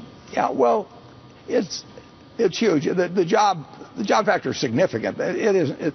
It's not like I don't look at it primarily in terms of jobs, although that's important. But it's certainly important in terms of the balance of payments, which we can save hundreds of billions of dollars on annually as we get more self-sufficient in oil and gas. So it's got big consequences. And you did mention a little earlier what this means for Burlington Northern, but it's been a big boon for them to be coming from the Bakken, to have so much around the Bakken oil formation to be able to bring that oil out. Fortunately, they discovered oil where our railroad was. Now, it's still only about 5% of our shipments. We ship a couple 190,000 cars a week, and it's about 5% of shipments. And coal's 20%. So what we've lost in coal, we've more or less made up in oil. But it's a growth factor. There's no question about it. Real quickly, Warren, I've been getting some questions via email and on Twitter about some comments you were making in the last hour with Joe, talking about some of the newspapers. Someone had written in, Steve Williams, this is number 55, who says, is buying newspapers like collecting cars for you, or is there a real profit motive? Oh, it has to pencil out, or we wouldn't be doing it. It's smaller than the things we do normally, but we spent the $350 or so million. We will get a decent return on that unless the business is way worse than I think it is. And I would say this, in the year or so that we've operated, we are meeting all the projections and a little some. We will never get super rich on it, but I can almost guarantee you that we will get a decent return on them. But we're buying them very, very, very cheap. Another viewer, Robert Cunningham, wants to know if you'd ever consider the Chicago Tribune or the Los Angeles Times, because it's been reported they're up for sale. No thanks. They're too tough. It's very hard to edit a paper like the Los Angeles Times or the Chicago Tribune, if you have a paper in Grand Island, Nebraska, like we do, everybody there is interested in how the high school teams are doing, whether it's in wrestling or basketball or at the state tournament or anything else. If you've got the Chicago Tribune or the Los Angeles Times, you can't talk to the people about what's happening with their high schools. It just doesn't work. You need a tight community. Let's get back to Becky and Warren Buffett for the last word. Becky. Andrew, thank you. Last word, Warren, is a sort of free word association game that we've been playing lately. I say a word, you tell me what it makes you think of, and the question we get most frequently from people about you coming on is, what should they be buying right now? So if I say buy, you say? I say basically hold. I mean, the idea that the European news or a slowdown in this or that or anything like that, that would not cause you if you owned a good farm and had it run by a good tenant. You wouldn't sell it because somebody said, here's a news item, this is happening in Greece or something of the sort. If you owned an apartment house and you got to raise your rents a little, it was well located, and you had a good manager, you wouldn't dream of selling it. If you had a good business personally, the local McDonald's franchise, you wouldn't be thinking about buying or selling it every day. Now, when you own stocks, you own pieces of businesses, and they're wonderful businesses. You can pick the best businesses in the world. And to buy or sell on current news is just crazy. You're in a wonderful business. You got people running it for you. You know you're going to do well over 5 or 10 years. And to think news events should cause you to try and dance in and out of something that's a wonderful game is a terrible mistake. So get into a bunch of wonderful businesses and stay with them. But you said, I said buy and you changed it to hold. Does that mean don't sell, or does that mean? Well, I mean, if you haven't got them yet, you buy them consistently over time. So you sort of average over time. And I've been buying all my life. I bought my first stock, when I was 11 years old, and it was about 3 months after Pearl Harbor, and Corregidor was falling, and they had the death march at Bataan, and all the news was terrible. It was a great time to buy stocks. And I should have held that stock forever, and I've been buying stocks ever since. All right. Hey, guys, you have any last quick thoughts? Go ahead. I do. Warren, have you met Zuckerberg, and if you sat down with him and he told you, is there any way that he could explain the business well enough to you to where you'd take a huge stake in Facebook? Probably not. That doesn't mean that I'm negative about it. I just don't understand it well enough. And I'm actually not even a member. There's a billion of them out there.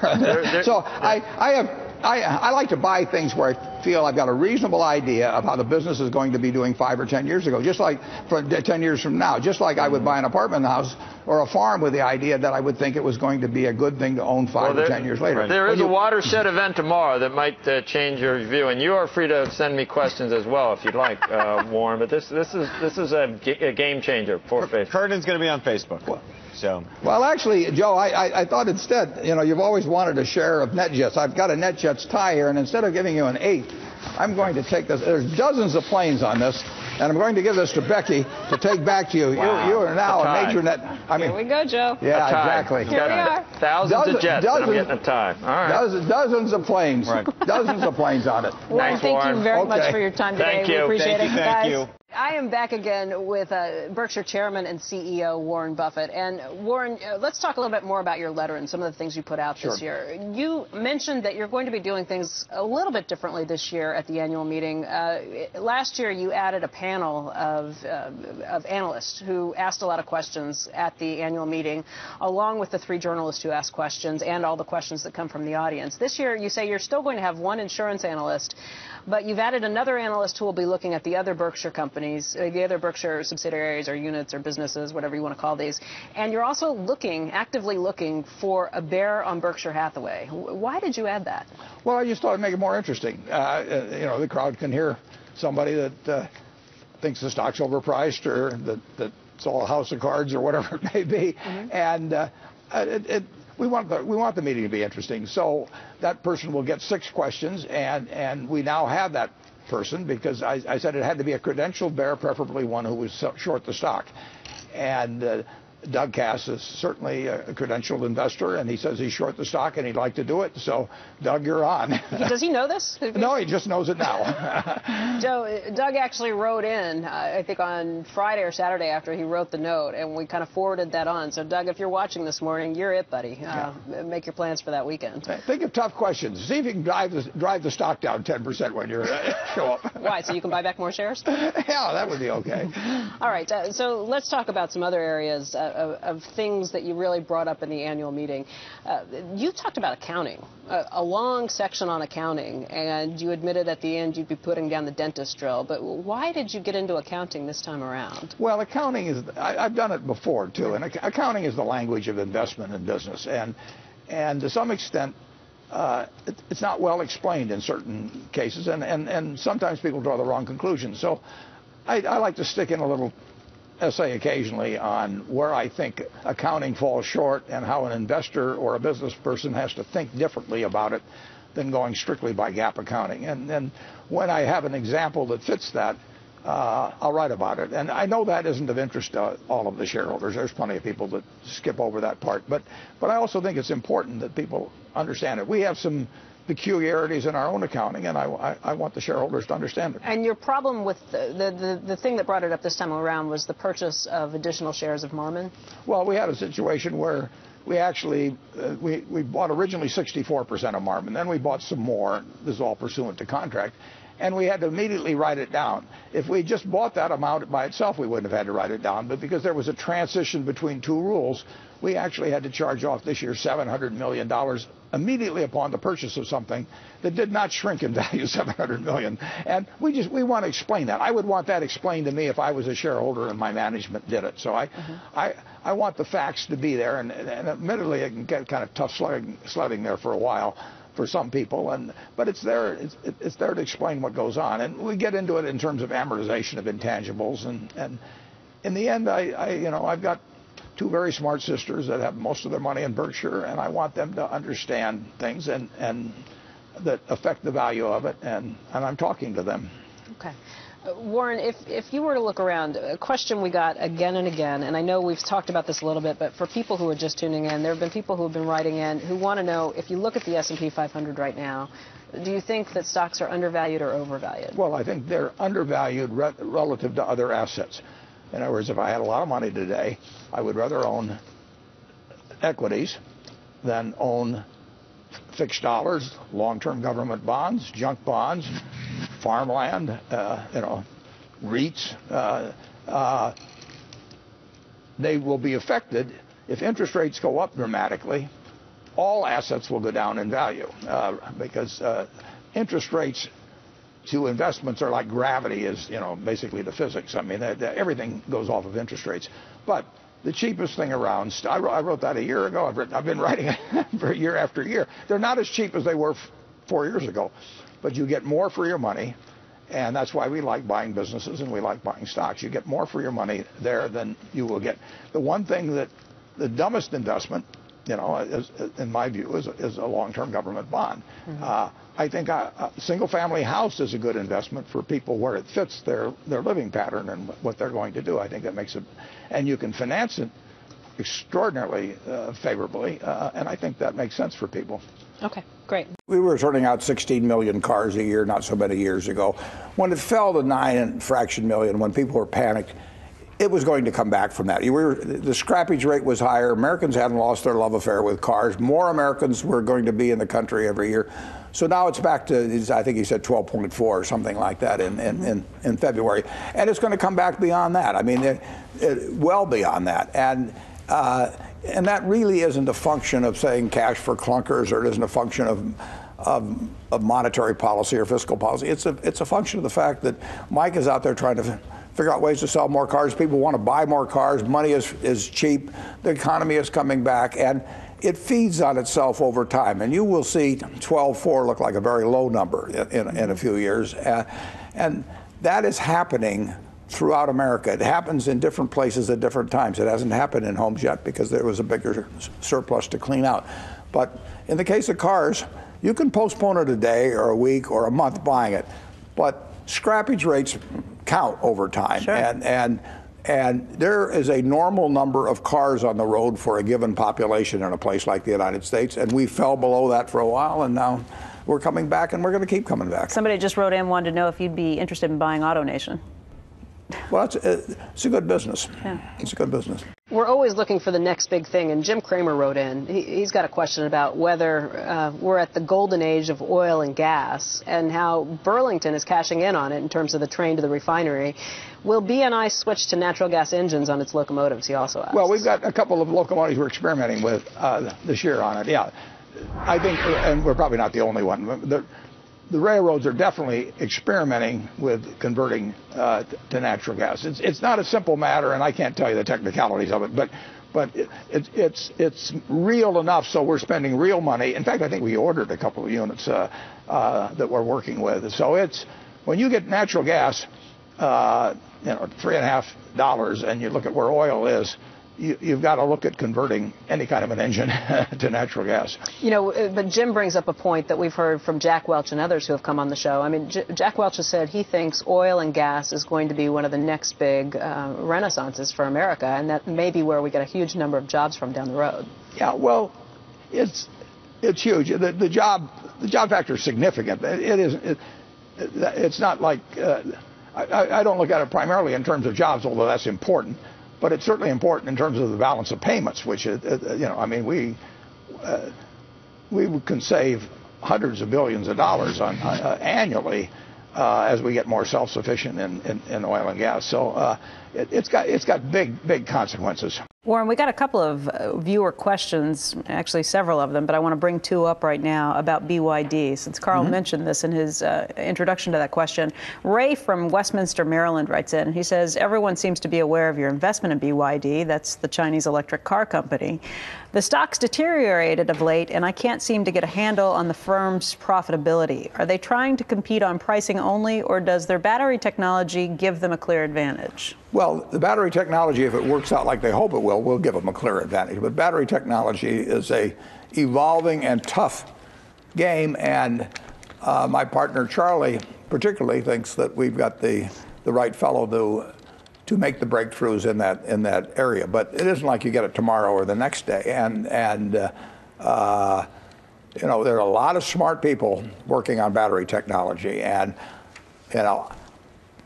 in the end, what I hope is the world gets a great answer on it very quickly. And if it says made in Japan, made in China, made in the United States, the important thing for humanity is that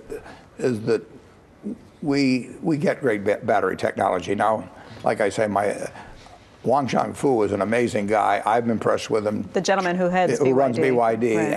and my friend Charlie, who knows a lot more about batteries than I do, thinks that this guy is the second coming, more or less. So we'll see what happens on that. It's not easy. I mean, when you're dealing with batteries, the weight, the cost, there are plenty of problems involved. But I will bet significant progress is made by BYD, but there may be more significant progress made by somebody else in the next few years. Tony in San Diego writes in and says that BYD's lost more than 60% from its peak in 2010. Do you consider buying more shares because of the current discount? Yeah, well, who knows? Well, the one thing, you can talk about everything in my life virtually except for what we're buying or selling. Okay, so that's a non-answer, but Joe, I know you've got another question too. We'll always have more. Warren, I'm trying to figure out whether you, since we're on the subject of energy, it's fascinating how we're going to do this as we need more and more. And are you going to play it through utilities and not really think about what the input is for the energy? It's going to come from you're not smart enough to figure that out, or? You've got it. You've got it. I am not.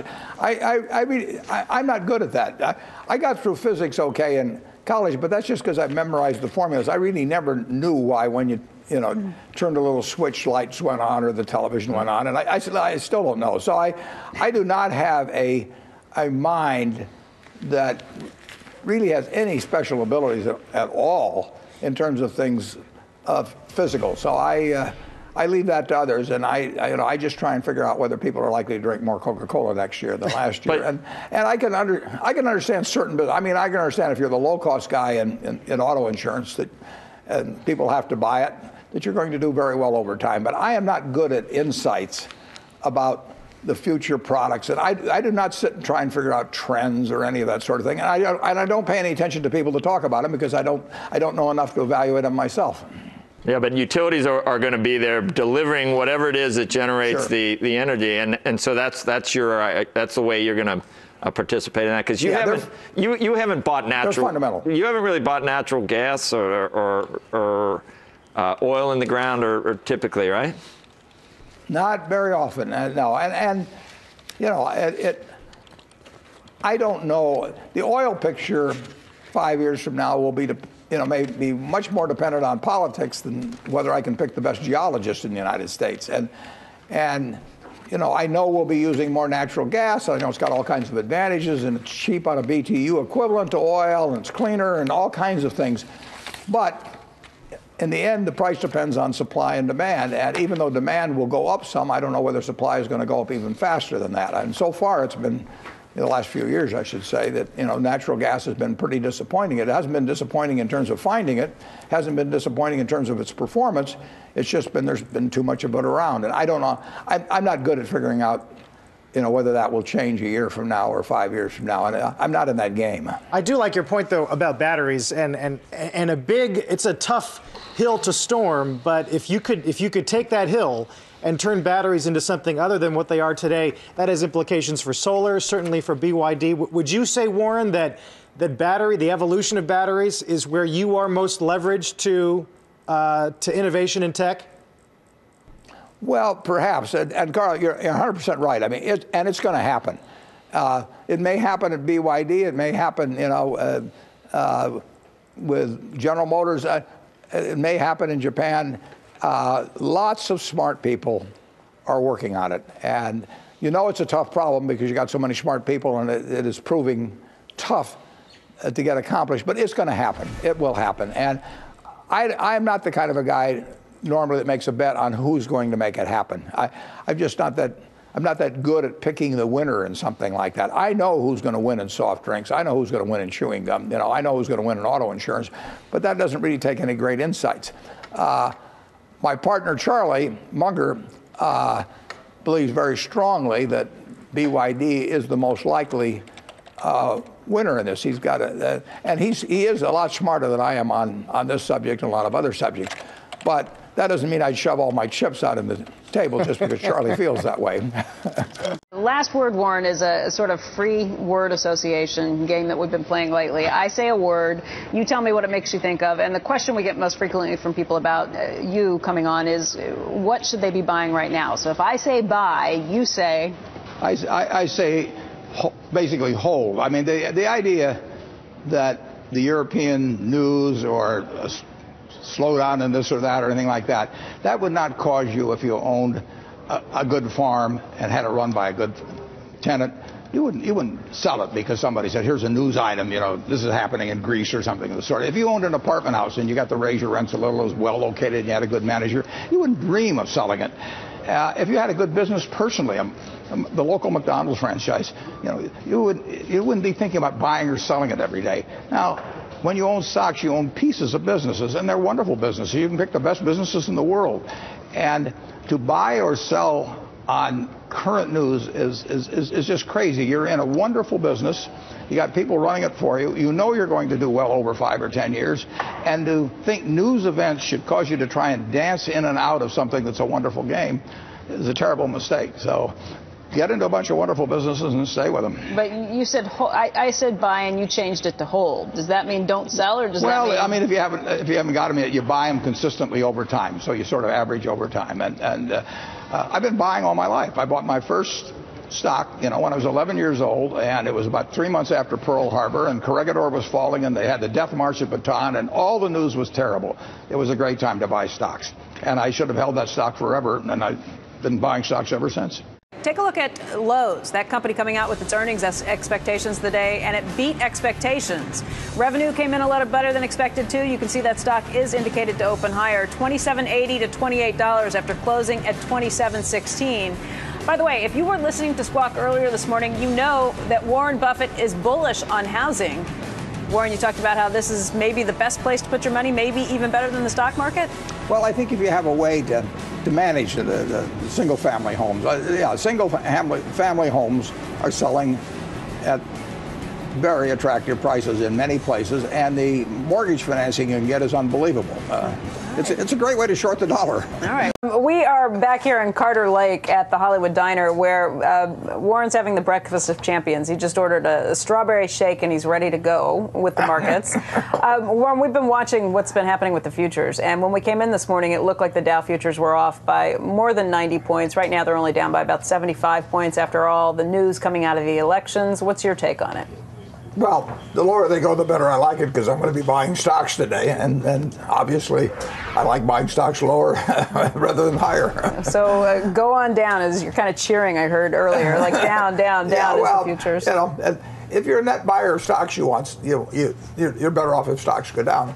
Right. And people generally don't feel that way, but we do feel that way. On top of that, we own stock in IBM, which is buying in its shares today, undoubtedly. We own stock in Wells Fargo, which may be buying them in. American Express is buying them in. Coca-Cola may be buying them in. So we are increasing our ownership in all four of our largest investments without laying out a penny.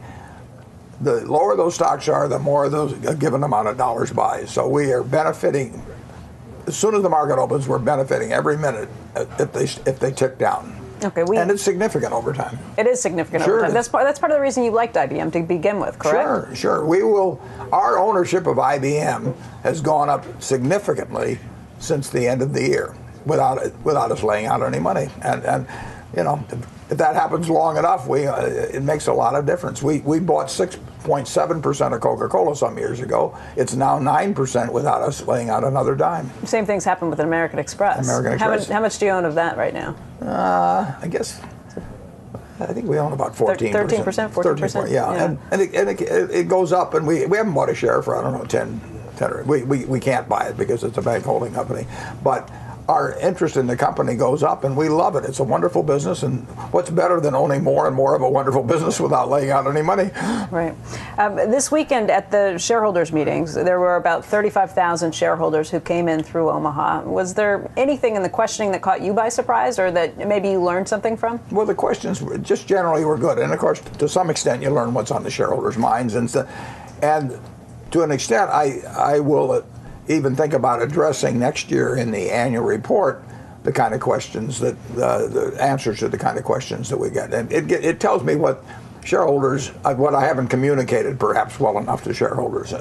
What was one of those topics? Well, one of the topics I've discussed it before, but we've discussed a logical stock repurchase program in this year's annual report. Mm-hmm. I think we'll discuss a logical dividend policy in next year's report. I've addressed that before, but you said yesterday though you would not consider a dividend at this point. Well, no, but we can discuss the conditions under which it makes sense to pay dividends, how much should be paid in dividends, and when it doesn't make sense to pay dividends, and that should be discussed. We'll probably be discussed in the annual report, even though I've written about it in the past. Yeah, when does it make sense? I mean, when you basically can't find anything else to do with your money? It makes sense when you can't keep money in the business and generate more than $1 of present value by using that money, and then you should distribute it. What should a company like Apple do with all the billions and billions and billions of dollars that they're sitting around? Well, I got a call from Steve Jobs, as I mentioned to you once a couple of years ago about that question, and it's very unlikely, at least when I talked to Steve at that time, that Apple will ever find an acquisition that is in the many, tens and tens and tens of billions of dollars, and there's no sense sitting with the cash over time. So they either ought to pay dividends or they ought to repurchase shares, and I guess they're going to do both now. Yeah. When you look at some of the issues that were also discussed this weekend, the question of succession came up in the shareholder questions, but more pointedly with that movement that was brought by the AFL-CIO, where they were asking for more specifics. That proposal got voted down. I think it was by 95% to 5% in favor of it. But people have looked at this situation with the question of succession, and nothing's changed from the board's perspective at this point, correct? No, and actually the AFL-CIO, we were on the same page largely because they did not want us to name a name. They just wanted us to include something in the proxy material that related to how we were dealing with it. Well, we've always told people how we're dealing with it, and we put it in the body of the annual report this year, for example. So we were in a very similar position, and there was not a big disagreement on it. But if you look at our largest holdings again, American Express, Coca-Cola, Wells Fargo, IBM, I do not know the name of the next CEO of any of those four. I don't even have any idea who it'll be. When they picked their CEOs, I did not know who they were going to pick. I didn't know John Stump was going to be picked, some years ago at Wells or Ginny Rometty at IBM. I just knew that they had a board of directors who had the job of picking the best person available when the time came, and they did it. And our board spends more time on the subject of succession. We'll meet here in another hour or two, and we will spend more time talking about succession than any other topic by far. And we're blessed in the sense that we've got multiple candidates, and they're with us. We know them well. We've seen them perform, and it is not a problem. You just mentioned Ginny Rometty at IBM, and it reminded me of a headline that you made this weekend when you made some comments about how, as a member of Augusta, you'd be okay with women being admitted. Yeah, but I'm not on that committee. So they haven't asked you? No. And I knew they wouldn't ask me when I joined. Are you okay with being with the club? Obviously you are, as you're a member of the club. I'm okay, Yeah, one way or the other. Why don't we talk a little bit about some of the other headlines that have been out there? Hey, Joe Becky? mentioned before the Walmart situation. Yeah, go ahead, Joe. Yeah, sorry, Beck. Paul Massano became a member, but he was a CEO for 5 years before he was a member. So who knows what the club finally does? But I don't think people know that. They figure Paul Massano immediately was because they're sponsors of the Masters, but it was 5 years before he was finally invited in. Warren, how long did it take you to get in, too? I mean, and especially with your skills, I figure they would have had a silver platter if they had seen you play. I made just the opposite appeal. I'm the highest handicap member of the club, and I am in there as part of their outreach programs. That was the appeal I made. It was my only chance. Gates too, right? Yeah. Oh yeah. Well, yeah. He may be the second highest handicap member, but I definitely hold the title, and they need me if they're going to show they're democratic in terms of taking any kind of golfer. They need me. letting you and Gates in is much more open than. I mean, that just shows you they don't discriminate against really bad golfers. You've got your. I will not argue that point. Likewise, I don't. Joe, I'm sorry. Did you want to ask about Walmart? You had asked that before. I wanted to ask her really. I wanted to ask her. I really struggle with this, Warren, and as a shareholder, I mean, I look at the piece that we saw from Holman Jenkins, which talks about the best way to bring a developing country like that up to speed is one of the ways to get rid of graft and corruption and everything is development. And the net good that Walmart is done down there in terms of jobs, in terms of bringing cheap goods to the population of Mexico, I really struggle with, I'm not a shareholder, but if I looked at all the net benefits and net costs, even PR costs, to get that jump start in Mexico and to do in Rome as the Romans do, I could almost make a case that as a shareholder, I would feel really ambiguous about the decisions they made down there. I mean, are you willing to say just outright they should have never done anything in terms of trying to grease the skids down there? No, I hear your argument, but in the end, when in Rome, you can only do what the Romans do unless it's against the law in your own country. But maybe the law is antiquated. But I made the point that let's say that you were in sub-Saharan Africa, and that there was a government there that wouldn't allow you to bring in vaccines for children, and that Bill's got a big interest in that. And for whatever reason, it's one of these governments you just can't deal with at all, but you find out there's a way to do it through bribes. Would you do that? Well, you would do that. It's against the law, but you would do it because the I hate to say the ends justify the means, but in that case, 9 out of 10 people would say go for it. But that's a different case. I mean, when you talk about bringing in vaccines for children versus building a new store. It depends on what you think is. This is so untoward. What? Because bribery unto itself is untoward. Okay, then you would never do it. You know where I stand on this. I would not. I don't know. Walmart would definitely not be where it is down there. And you know what? Maybe that's okay. But as a shareholder is what I'm talking about. It has benefited the. It's a very tough issue. Yeah. Go ahead, Warren. You are at a disadvantage if you're in a country where there's a lot of corruption, and your own country says you can't engage in it, and some other country doesn't say their particular companies can engage in it. But in the end, you've got to follow the laws of your country, and you've got to have people working for you that believe that you follow the laws of your country. Then you would think that the CEO, if he knew all along what was happening, and then they decided to not investigate it in a more strict way, then he should go then. Well, I don't know the facts about the CEO or anything, but I do know this. The thing I worry about at Berkshire is that with 270,000 people, somebody's doing something wrong. I'll guarantee you they're doing something wrong today. I mean, we probably have 10 people, maybe 20 people doing something they shouldn't be doing today at Berkshire. What I hope is that we find out about it, that it's minor, and I certainly hope that we hear about it and get it corrected.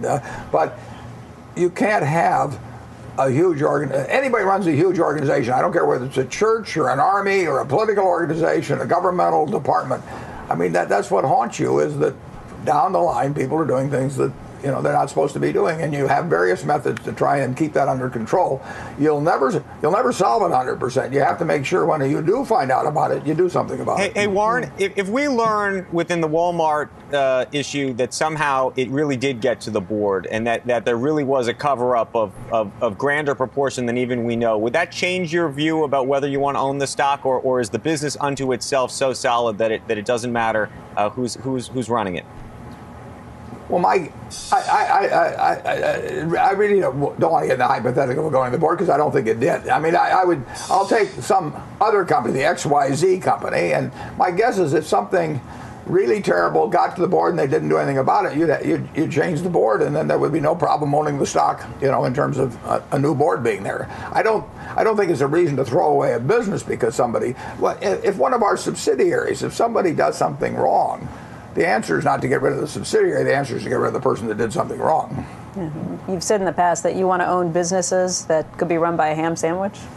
Yeah, well, that's true. But I've also said we always want to have business. We want to have people to match our principles and not principles to match our people. Yeah, okay. Warren, just a little bit out of left field here. You did an interview, I don't know, about a month ago or something, where you were asked who was the most difficult person you've ever had time talking to, and you came up with an interesting answer. Well, it was Jackie Kennedy and Princess Di. Yeah, I was in a room alone one time with Princess Di at a party, but somehow we found ourselves in this library, and in 15 minutes, I don't think I could think. I had trouble remembering my name. I couldn't think of anything to say, and it was a total disaster. But the more interesting thing is, I only met her one other time. It was a party at Kay Graham's house, which was where the first party was, and it was shortly before her death, very shortly before her death. And I was at the table. They put me across the table after my previous disaster, but she was sitting between Barry Diller and Teddy Forsman, and. After she died a few weeks later, all these papers called and said, would she talk about that evening? I didn't tell them, but I will tell you today that a comment she made, which is absolutely true, and I can see Barry and Teddy's faces as she said it. She had been to the White House that day, and she said that Bill Clinton was the sexiest man alive. I didn't ask her who the least sexy guy in the world alive was. I was afraid I might get my play in there. Barry and Teddy, they tried to keep their faces steady as she made that proclamation. But that's the last thing I heard from her before she died. Wow. Okay. Andrew, Joe, on that note, I'm going to send it back to you guys. We're going to come back with more in just a moment. I don't know where, I just... Let's say something. What could be said? Who is the sexiest? What would I say? I would say that Bill, obviously, I've heard that about him, Becky, and you've told me that about him, too. He will look at you like you're I didn't say the sexiest man alive, but I will say he will look at you like you're the only person. You're the only person in the world. So that's what you'd say. Like you're the only person in the world. I think he could make me feel like he was the sexiest man alive. Right? He has not heard this before, so he's probably having a good day today. I've never told him this. No, but it's true. He's a person who walks into the room and focuses on you and makes you feel like you are special no matter what. Yeah. I mean, when Princess Di was looking at me and said that he was the sexiest man alive, the fact she was looking at me did not make me feel like that. Make you feel any better, right? And that whole, you saw how many jokes there were. If it had been Bill down in Colombia with the Secret Service guys, you've seen the jokes. It would have been a whole different ball game probably down there. I'll tell you, right? I mean, a lot of high fives probably. You're on your own, Joe. Yeah. Single box, please. Get rid of the rest of us. I'm willing to go there. I've gotten a lot of I'm being told by the producers to save you. Welcome back, everybody. This is a special edition of Squawk Box. We're live in Omaha with Warren Buffett, who's taking the time to sit down with us today and not only answer our questions, but also the questions that you've been sending in as well. And Warren, we appreciate that. We got lots and lots of questions that came in. Carl mentioned that the probably most intriguing line of your letter was this idea that your elephant gun is loaded and you are ready. Got an itchy trigger finger.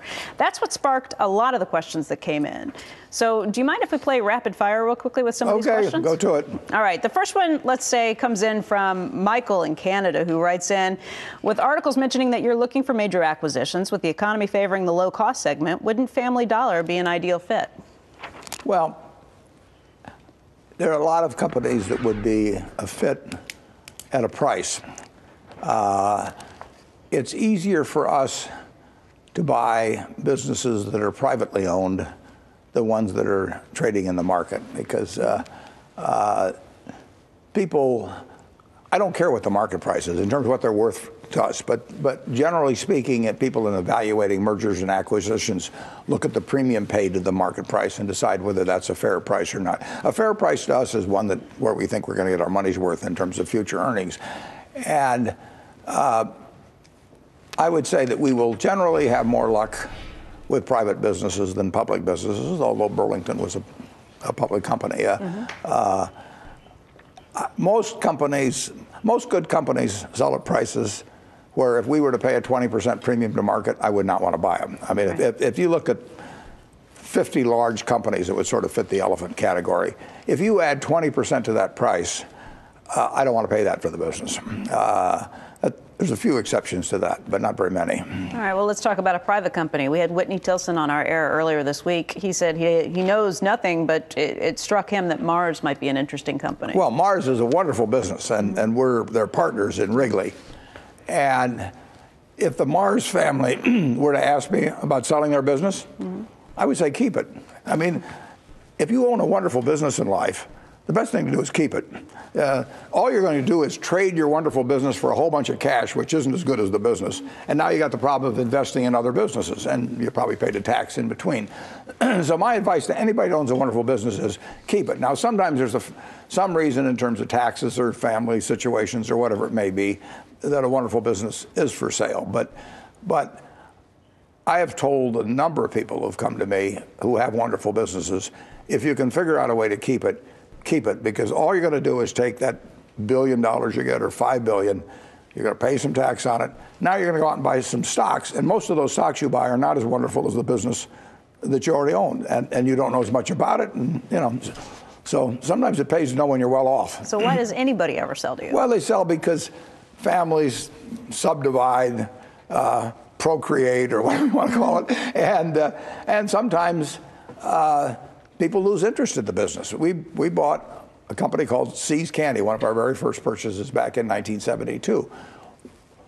Mary C. had several grandchildren, and one of the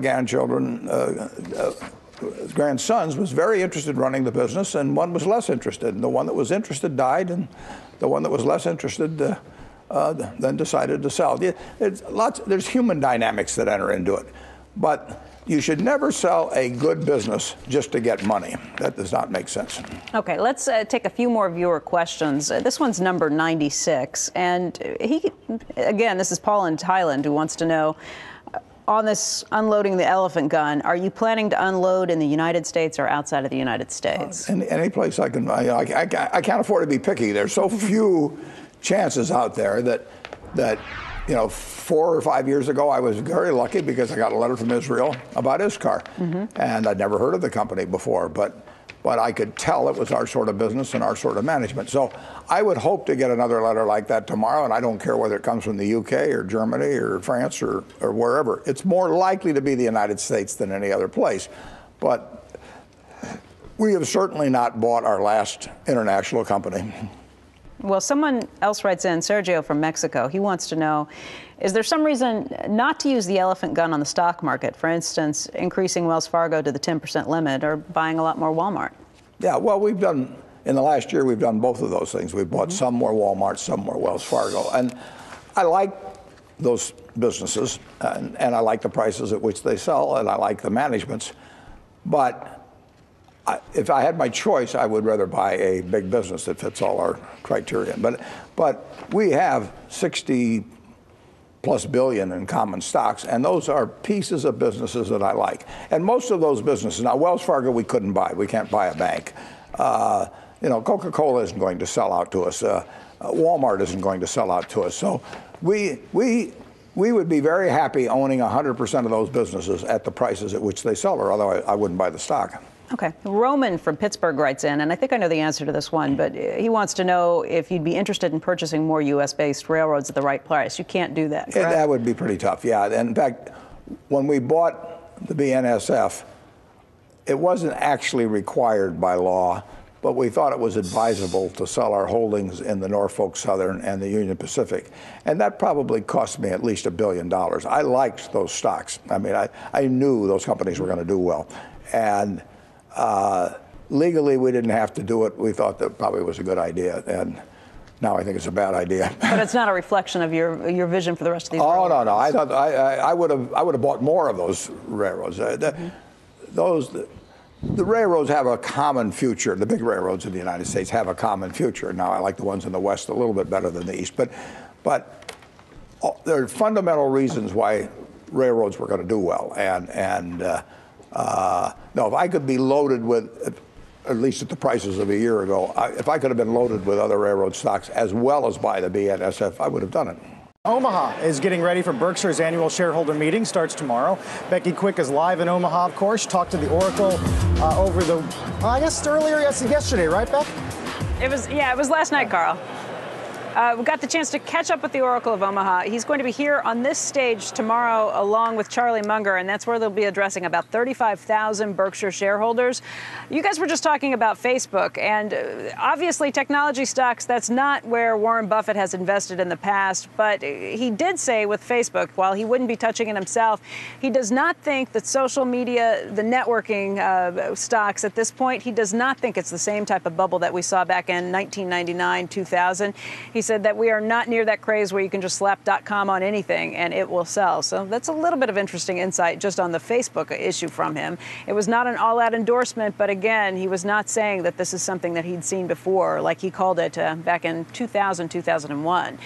What we did talk to him about last night, Carl, also was what happened with the jobs picture. Now, a lot of times he won't give guesses on these things, but we were able to pin him down, and he took the under on the consensus estimate for the jobs number.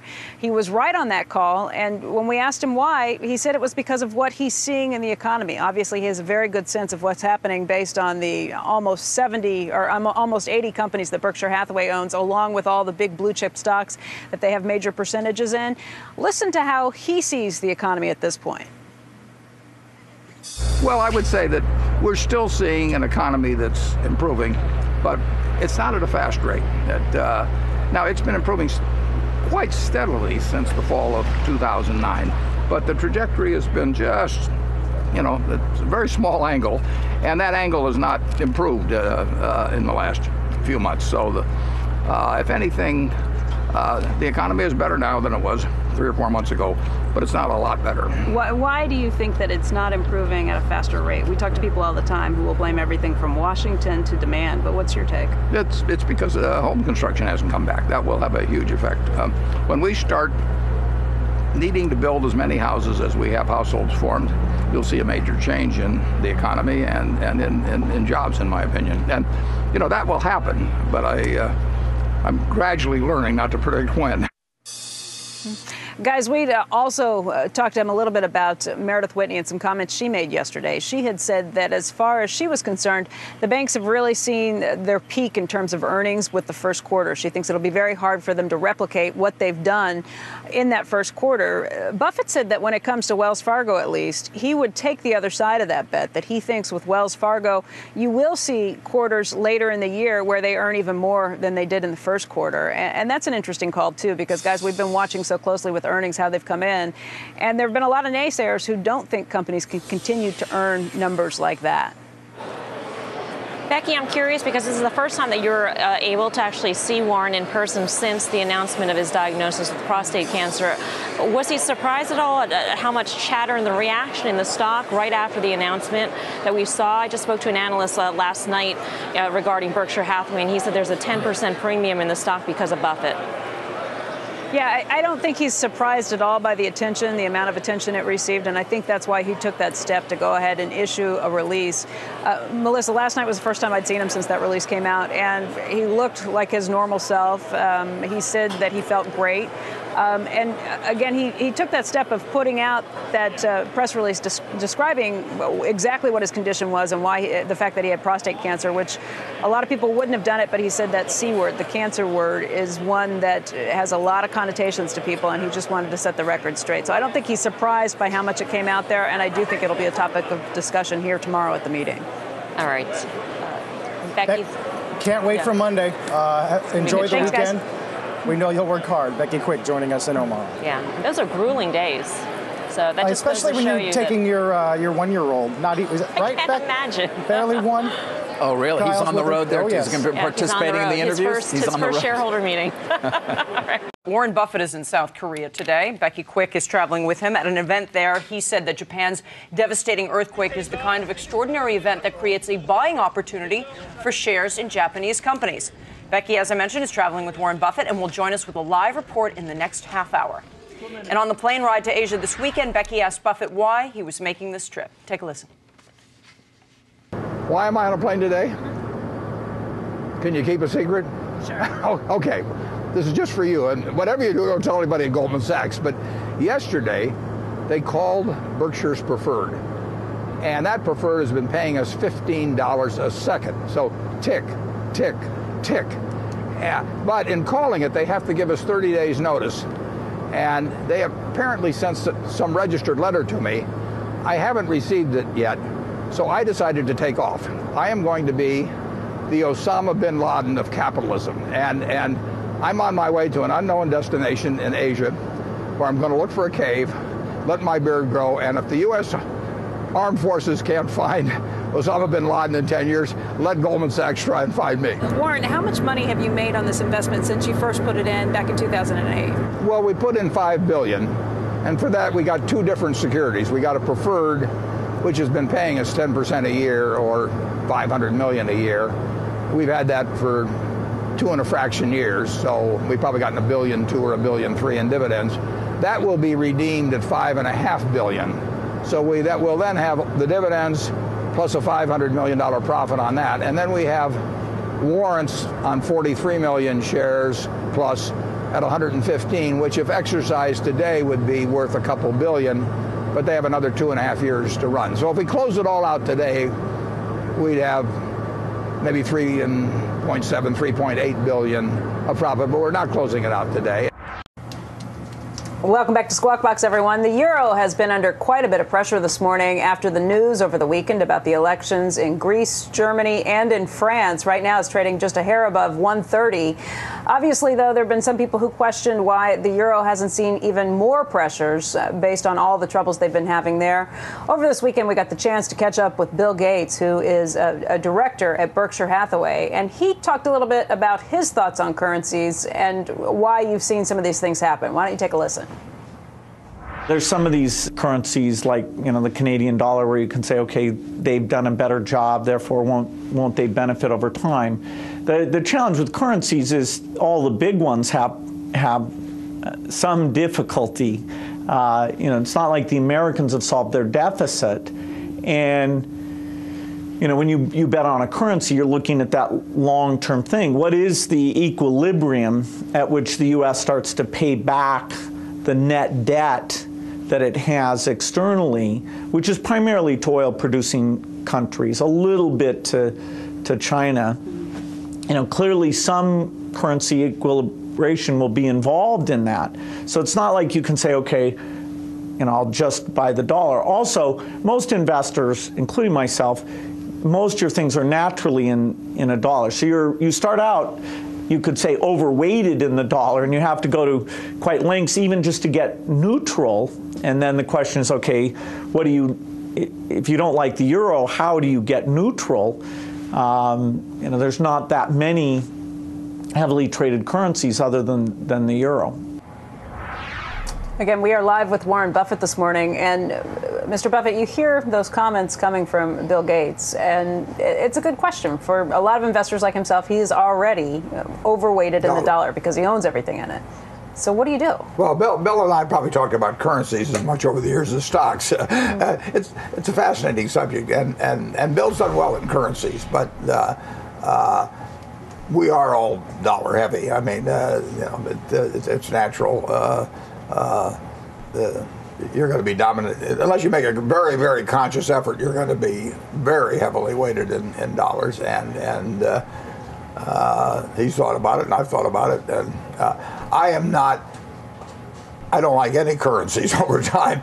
I like the dollar better than most currencies, but I don't know whether Bill talked about the Canadian dollar there. I didn't listen to the whole. He talked very briefly where he just said, you would think the Canadian dollar might do better over time because they've done very well and haven't gotten into a lot of the problems that we've gotten ourselves into. Yeah, their economy has been run better over the last 10 or 12 years than ours. And incidentally, their banks are bigger relative to the size of their economy than ours are. So, so they've actually done it with bigger banks relatively.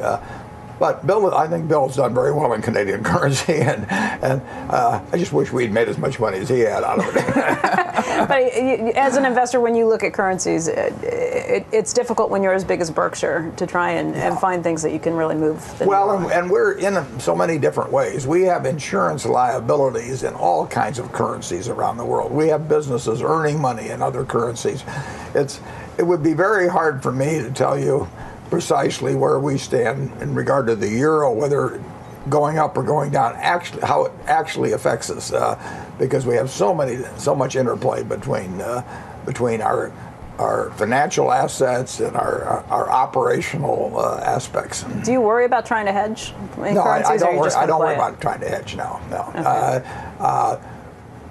When we bought Burlington, they would engage in a lot of hedging of their fuel. I mean, most companies hedge, but the truth is, if they really knew what those currencies were going to do, they might as well close down the railroad. We just play around with the oil market, and all of those things have costs attached to them. And I'm going to live a long time, and my guess is if we take all of the hedges of all the companies that we might be exposed to, and added them all up over a 50-year period, net, they would have cost me money. So I don't worry about what we earn from quarter to quarter. And people that worry a lot about what they're reporting every quarter engage in a lot of hedges, which probably have an economic cost to them, but that they care more about what they report quarterly than they do about the net result over a 10-year period. Let's talk about Burlington Northern. You've always loved the railroads because you say it's a very early indicator of how the economy's going. I didn't love them early enough. I should have loved them a little earlier, but they're a very interesting set of statistics comes with them that tells you a lot about the economy. So what are you seeing right now? We're seeing that little bit of improvement month to month and over time. I mean, it's not much different than we've seen since the fall of 2009. In that it just keeps getting a little bit better consistently. Now you see, given coal is down, for example, and of course grain will depend on crops and all, but overall I see improvement. If natural gas becomes a bigger and bigger play over the long haul, we've seen recently some companies actually putting some real money into making the conversion to natural gas. Absolutely. Is that a big problem for the railroads? No, you could even think in terms of natural gas being the fuel for locomotives. I mean, you get a big enough differential between oil and natural gas, and you'll figure out a lot of ways to do a lot of different things. And of course, we're seeing that in utility generation right now, and in terms of the move to gas. What's MidAmerican doing? MidAmerican Energy doing? Is it looking to make that conversion to natural gas with anything, or to find other? Where we have units that have the option of using gas with gas this cheap, most units don't move around that easily. So you're never going to have a major change in a short period of time from one energy base to another. But you know, gas is going to be the preferred method between gas, coal, and oil, obviously, in terms of utility generation now. Warren, talk about board culpability a little bit. I'm trying to figure it out whether they would have even had a chance to know about this situation and what the protocol was, because when they finally did hear about it, that was a scathing report from the board and from the audit committee. I guess the criticism you're going to hear is that, like so many boards, you've got Warren Buffett, the most iconic American investor of all time. You wonder whether the board would rubber stamp things for you, or maybe that's not the case. Maybe they didn't have any idea about this situation, and when they did finally have an idea, they came out with, obviously, that report, which was much tougher than your initial assessment of the situation. How did that work, the timeline of when the board knew anything? The board knew of the release, which I guess went out on March 30th. They received that earlier in the day, and then we had a board meeting about that release. Prior to that, they did not know of Dave's connection with Citigroup in this situation. I had been totally surprised about that when I learned about it on March 14th when we announced the deal with Lubrizol, and I got a call from a fellow that handles our equity trading at Citigroup, and he congratulated me on this Lubrizol purchase and was proud of the part that the investment banking group at Citigroup had taken in it. And I had heard nothing about that from Dave at all. So at that point, the next day, that's when we started questioning him about when he bought the stock, what his connection with Citigroup was, and the story unfolded at that point. So the board, well, actually, I was off to Asia then, and then I came back on the 26th, and the board really started finding out about it when we called a board meeting for Wednesday, the 30th, and we went through the events of the purchases, and then the audit committee. I think they first may have convened on April 6th, but that's in their report, and they've been very active garnering the facts. Now, they don't have the right of subpoena, and Dave did not appear before them. Like I say, they'd be delighted to hear from him this afternoon, and they would be glad, I'm sure, if he brought new facts to their attention to have an amended report. But so he's got an open invitation. Are you ready to hang it up yet, Warren? After this is not nothing that you wanted. I know, and I think about the Godfather that when the Turk says to Tom Hagen, could they have gotten to the Godfather 10 years ago? Is there any way you could have gotten to him? And I'm wondering, could this have happened?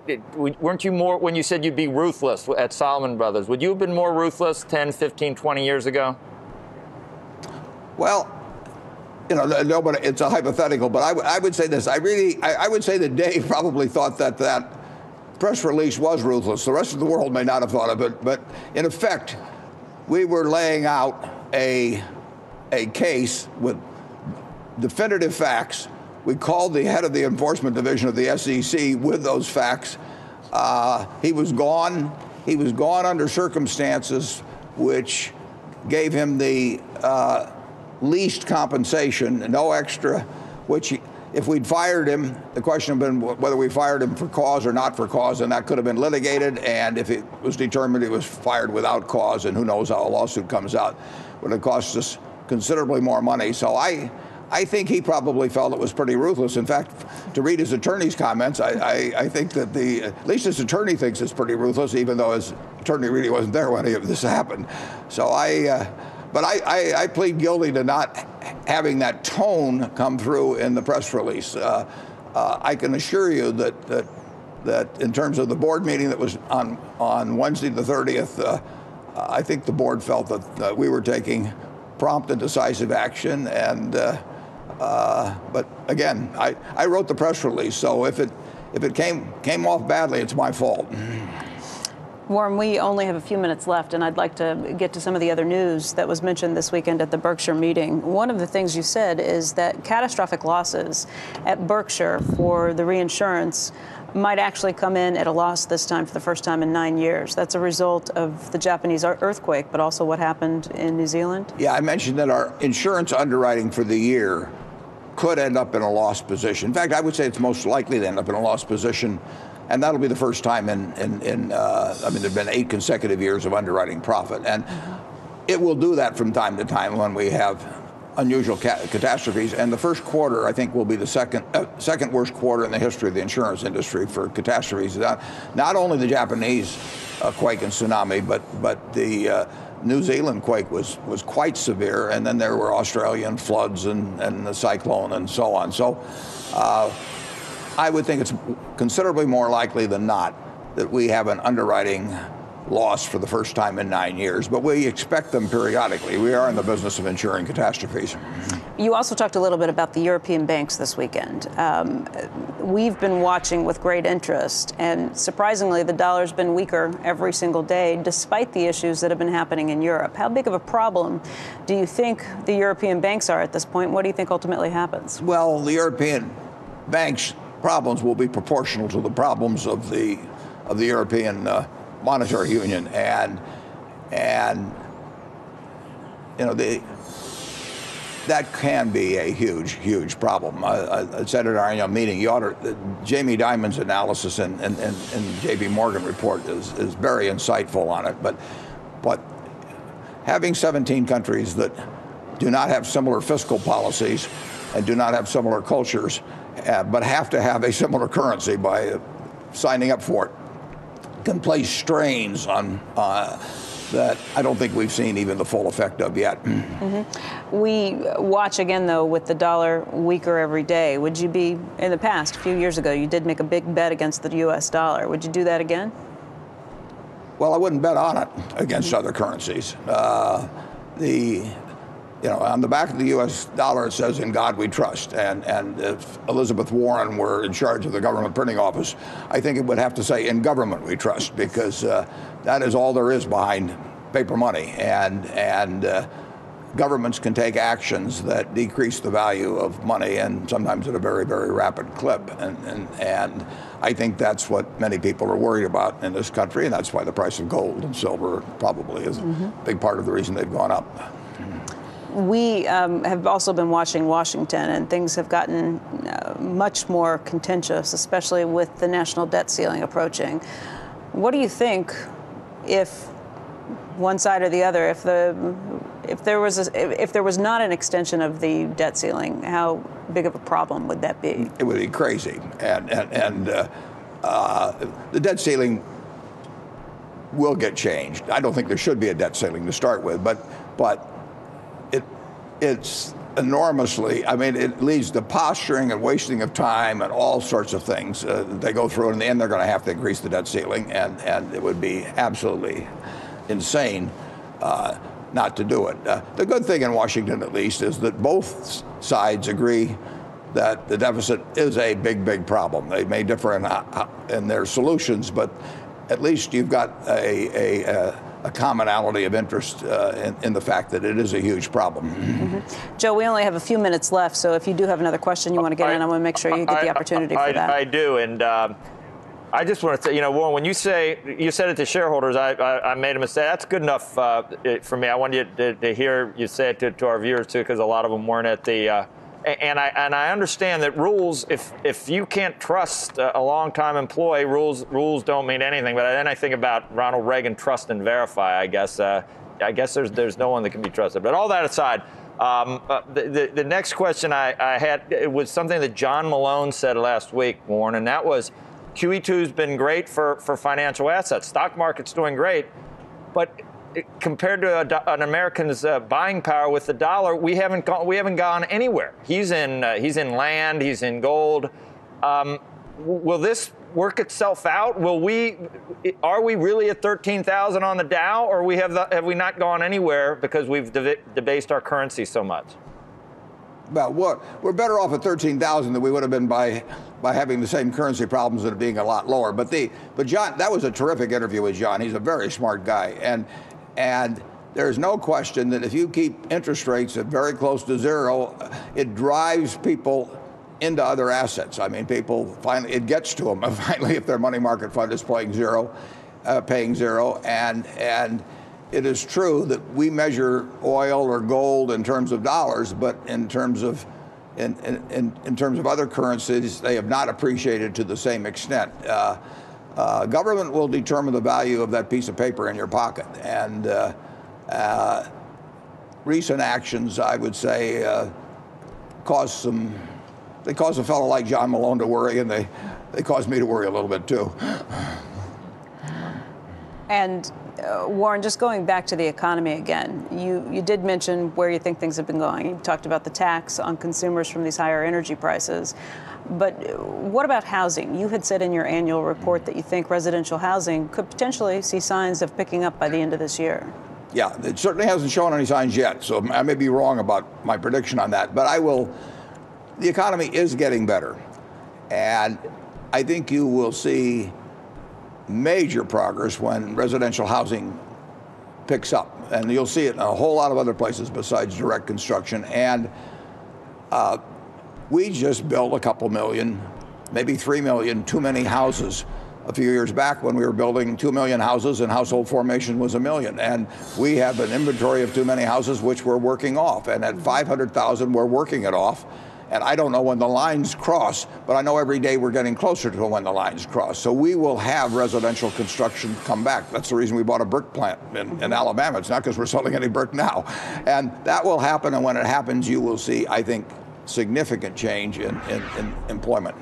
Joe? Hey, Warren, last week doing strategy session, we also looked at periods in the past where Berkshire has underperformed the averages, and it was classic, because one was the financial stock bubble. The other one was the internet stock bubble. And now we showed gold and commodities, and now you're underperforming again. Those other two things ended really badly. And you didn't have to finally rush in and try to follow the crowd. I'm just wondering if we're seeing a replay of that now, what your feelings are. Well, it's always possible when you get a big asset class that moves on price that after a while people forget about what the asset class represents and just get entranced with the fact that it went up a lot last week or last month, and that their neighbor, who's dumber than they are, had made a lot of money, and now their wife is telling them, why aren't you in gold or whatever it may be, or internet stocks that are moving. So that phenomenon will occur periodically in markets, and we don't try to profit from bubbles. We just try to avoid going broke from them, and so far we've been okay. Hey, Warren, one last thing while I've got you here, because I don't know if you know. While we have you and you with all these mea culpas, have you ever released a long form birth certificate? Have we seen that from you, or I'm just wondering? I was worried you're going to bring that up, and I really have no memories of my birth, and it may turn out I'm ineligible to be president of the United States, but I don't think anybody will cry over that. My favorite line that you said was, "You want to be remembered." I love this. I'm going to use this. You want to be remembered as someone who was very, very old. And that is the greatest line. The other line is better, is if you could pick to know when you're going to die or where you're going to die, which would you pick? And I'd pick where, because I'm just not going to go there. That's exactly right. And if Forbes would print a list of the 400 oldest Americans, and I was on that one, that's the list I really want to be on. Right. That's exactly right. I want to be remembered as very, very old. Thank you very much for your time today, Warren. We appreciate it. And Becky will too. Yeah, Warren, we want to thank you for joining us here at Borsheim's in Omaha again, and appreciate everything. And we'll talk to you again soon. Thanks, Becky. Okay, Joe, that does it for us from here, and I'll see you back there on Wednesday. Warren, thank you for joining us today. My pleasure. You know, at one point you turned to Charlie Munger today and you said, "Who haven't we insulted yet?" And I know you're not Charlie's keeper, but would you indulge me for just a minute? Sure. Let's go through some of the things he said today. I'd like to get your take on them. First of all, on short sellers, he said, we don't like trading agony for money. The reason he said that is because the stock, when you short it, can theoretically go to infinity. When you buy a stock at 10, you can only lose 10 points. When you short a stock at 10, it can go to 100 or 200. And occasionally you'll get into a situation on the short where you may know that eventually it's going to turn out to be worth nothing or very close to it, or it's a fraud. But what it can do in between can be very, very unpleasant. And we like to sleep well, and you can't sleep well if you're short a lot of stocks. Okay, when he was asked about Greece, Charlie said, let's see, letting Greece into the EU is sort of like serving up rat poison for whipping cream. Yeah, well, I don't think I would not have chosen that. I think what he was getting at was that putting 17 countries into a monetary union where you synchronize the currency, but you didn't synchronize any other aspects of their economies. I mean, the fiscal policies, culture, or cost of production, was doomed to failure. And he could have used other illustrations of countries. All right, let's talk a little bit about bankers. He, on Friday, compared them to heroin addicts. Yeah, well, that's colorful, Charlie. But I would say this, that leverage has enticed people to do crazy things for time immemorial. Bankers have an ability to attract money because they offer government guaranteed deposits. You've got a government guaranteed security. So unless there are limits on them, there will be great temptations to over leverage. And they did some of that, and they did it. They can do it through other instruments, off balance sheet things or derivatives or that sort of thing. So you really need limitations on people. And he would say that, he would probably say that heroin basically is leverage and the ability to borrow more and more money through deposits or whatever, and that should be controlled. Would you go to regulation as strictly as he has laid out some of his ideas? Well, we're in general agreement. There should be limitations on how much leverage you get in the system. And he and I are both suspicious of the degree to which derivatives can create a whole lot more leverage than people understand. He also said on Friday that when it comes to high-frequency traders, he thinks it's basically legalized front-running. That's what it is. Yeah, that's what it is. I mean, that's the whole game. And why let's say that high-frequency trading produces gross income of X. That X comes out of somebody. It doesn't make Berkshire Hathaway more productive. It doesn't do anything of the sort. It comes, one way or another, it comes out of the pocket of investors. And the social purpose of it is rather hard to discern. Another thing Charlie had to say when he was asked about the Fed and their policies when it comes to interest rates, he said, look, the Fed looked around and they hurt their savers because they were convenient. Yeah, well, it had to hurt somebody. And Bernanke had tough choices to make, but he decided to step on the gas pedal in terms of monetary policy, and he brought down rates to virtually unheard of levels and kept them there, and he still got his foot on the pedal. And that really does hurt savers. I mean, it has made it extremely difficult for all kinds of people who live on fixed income investments. But unfortunately, that was a byproduct, and probably Bernanke, and maybe correctly, and I would say probably correctly, decided that the dangers to the economy were greater if he didn't do it. When it comes to Twitter, Charlie says he stays away from it like the plague. I know you have a Twitter account. You've only tweeted twice. Do you expect to tweet again anytime soon? It's not been at the top of my mind. Charlie is the only guy less with it than I am. And you had a really interesting comment today. You talked about the 10 smartest words in economic history. Can you repeat those for us? Well, it was when George Bush came out in front of the White House and said, if money doesn't loosen up, this sucker could go down. And that summed it up. And incidentally, a number of the members of his party disagreed with his actions during that time. George Bush was right on the money. He needed Paulson, and he needed Bernanke, and he needed them to put to the floor in terms of loosening up things. And it worked. And if he hadn't done that, I think the consequences would have been terrible. When you were explaining why you've been buying newspapers, Charlie at one point said, basically, you're saying it's an exception and you like doing it. He has a way of saying things, doesn't he? He's right.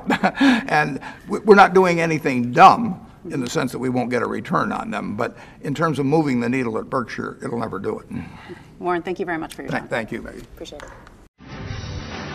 Welcome back, everybody. We are coming to you live from GE Capital's Middle Market Summit that's taking place at Ohio State University in Columbus. I'm joined this morning by Berkshire Hathaway Chairman and CEO Warren Buffett. And Warren, you were just talking about how you've been on the prowl looking for big acquisitions around $20 billion or so. A couple of them have fallen through, but part of it is because pricing is so difficult right now.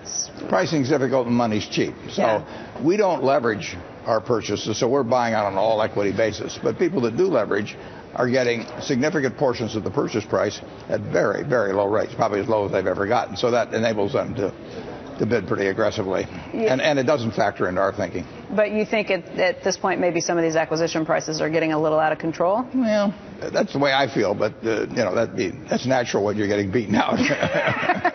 But you won't raise your prices to compete. No. But we've had a record for bolt-on acquisitions. We've probably done, I don't know, maybe 15 different acquisitions, but they probably only add up to maybe $2 billion or something of the sort. And they're good and they fit in with companies we have. But what I really like is the elephant. So you're always out elephant hunting. Absolutely. With your elephant gun. Yeah.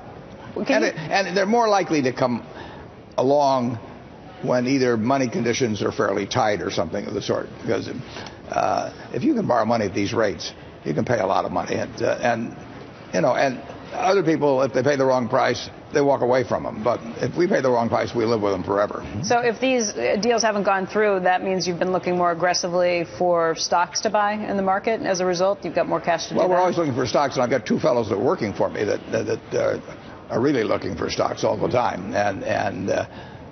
But I usually end up buying more of something I already know. Any new company, any new stock I look at, I measure it against the best idea I've got among the present ones. And I'm perfectly willing to just keep adding to the present ones. So it has to beat them. And I know those companies pretty well, so it's a pretty high threshold. Let's go back to IBM. You were talking just a moment ago about IBM. Have you added any shares to that company in the last couple of months? Maybe. I don't know, it'd be quite a couple of months. We've added shares this year. We haven't added a lot of shares, but we probably added, it'd be in many hundreds of millions. Wells, we probably added maybe $1 billion worth this year, something like that. When you first announced your stake in IBM, it caught a lot of people by surprise because you have always stayed away from technology companies. You've said it's something you didn't really understand, and so you didn't want to get involved with it. Right.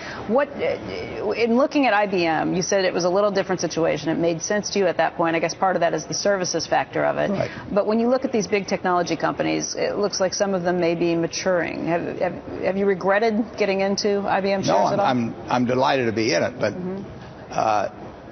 and I think they'll probably do better abroad than in the United States over time. But I do, when we buy something like that, I go to our companies and see what they're doing and what they plan to be doing in future years, and how tied in they are with given suppliers, and how much stickiness there is to it. And so even though if you put me in a computer room and spin me around, I'm lost. I just hoping somebody comes here and helps me get out. But I do know what our managers tell me about their plans and the degree to which they're involved. I had one manager tell me something I guess isn't quite repeatable, nevertheless. In terms of you get pretty locked in sometimes with your supplier. What's not repeatable? Well, I asked him how sticky, I won't name the company, necessarily was it when you got in there, and he said, well, it's like getting AIDS. So it sticks, and it sticks around. It really does. I should bring up the insurance companies because we didn't talk about that before. Jim Cramer had said he's very interested in hearing more about what's happening with insurance because a lot of insurance companies have been doing very well lately. Yeah. What can you tell us about Berkshire's? Well, Berkshire's insurance companies are doing well. I mean, we have about $70 billion of other people's money. We call it float. And when we run it at underwriting profit, that money is just like you gave me $70 billion, and I get to earn all the money on it. And this year so far, we've had an underwriting profit. So not only have they given us the $70 billion, but they've given us some more money to hold it. and we get all the investment income from it. So when insurance is good, it's terrific, and it's been good this year. What do you know about the consumer, not only from the companies you have at Berkshire that you own outright, but from a company like Coca-Cola, and from being able to look around the globe to see how consumers are feeling? There's been a lot of pressure on some of these consumer products companies because prices for commodities have gone up, and sometimes they can't pass those on to their consumer. But when you think about it, Coca-Cola's been around since 1886. That's pretty amazing, isn't it? And it's the basic product. Now, it's got a whole bunch of extensions, too. But Coca-Cola's physical volume, not dollar sales, but physical volume was up 4% in the first 9 months. And that's in a world that's growing maybe at 1%. So their per capita usage of Coca-Cola products has gone up almost every year since 1886. I mean, Muhtar Kent has done a terrific job running that company. It's a huge distribution machine. In Mexico, I think the number now is up to over 600 plus 8-ounce servings per capita of Coca-Cola products, man, woman, and child, which is at least 50% higher in the United States. And it grows every year. It grew in the first 9 months. It's quite a product.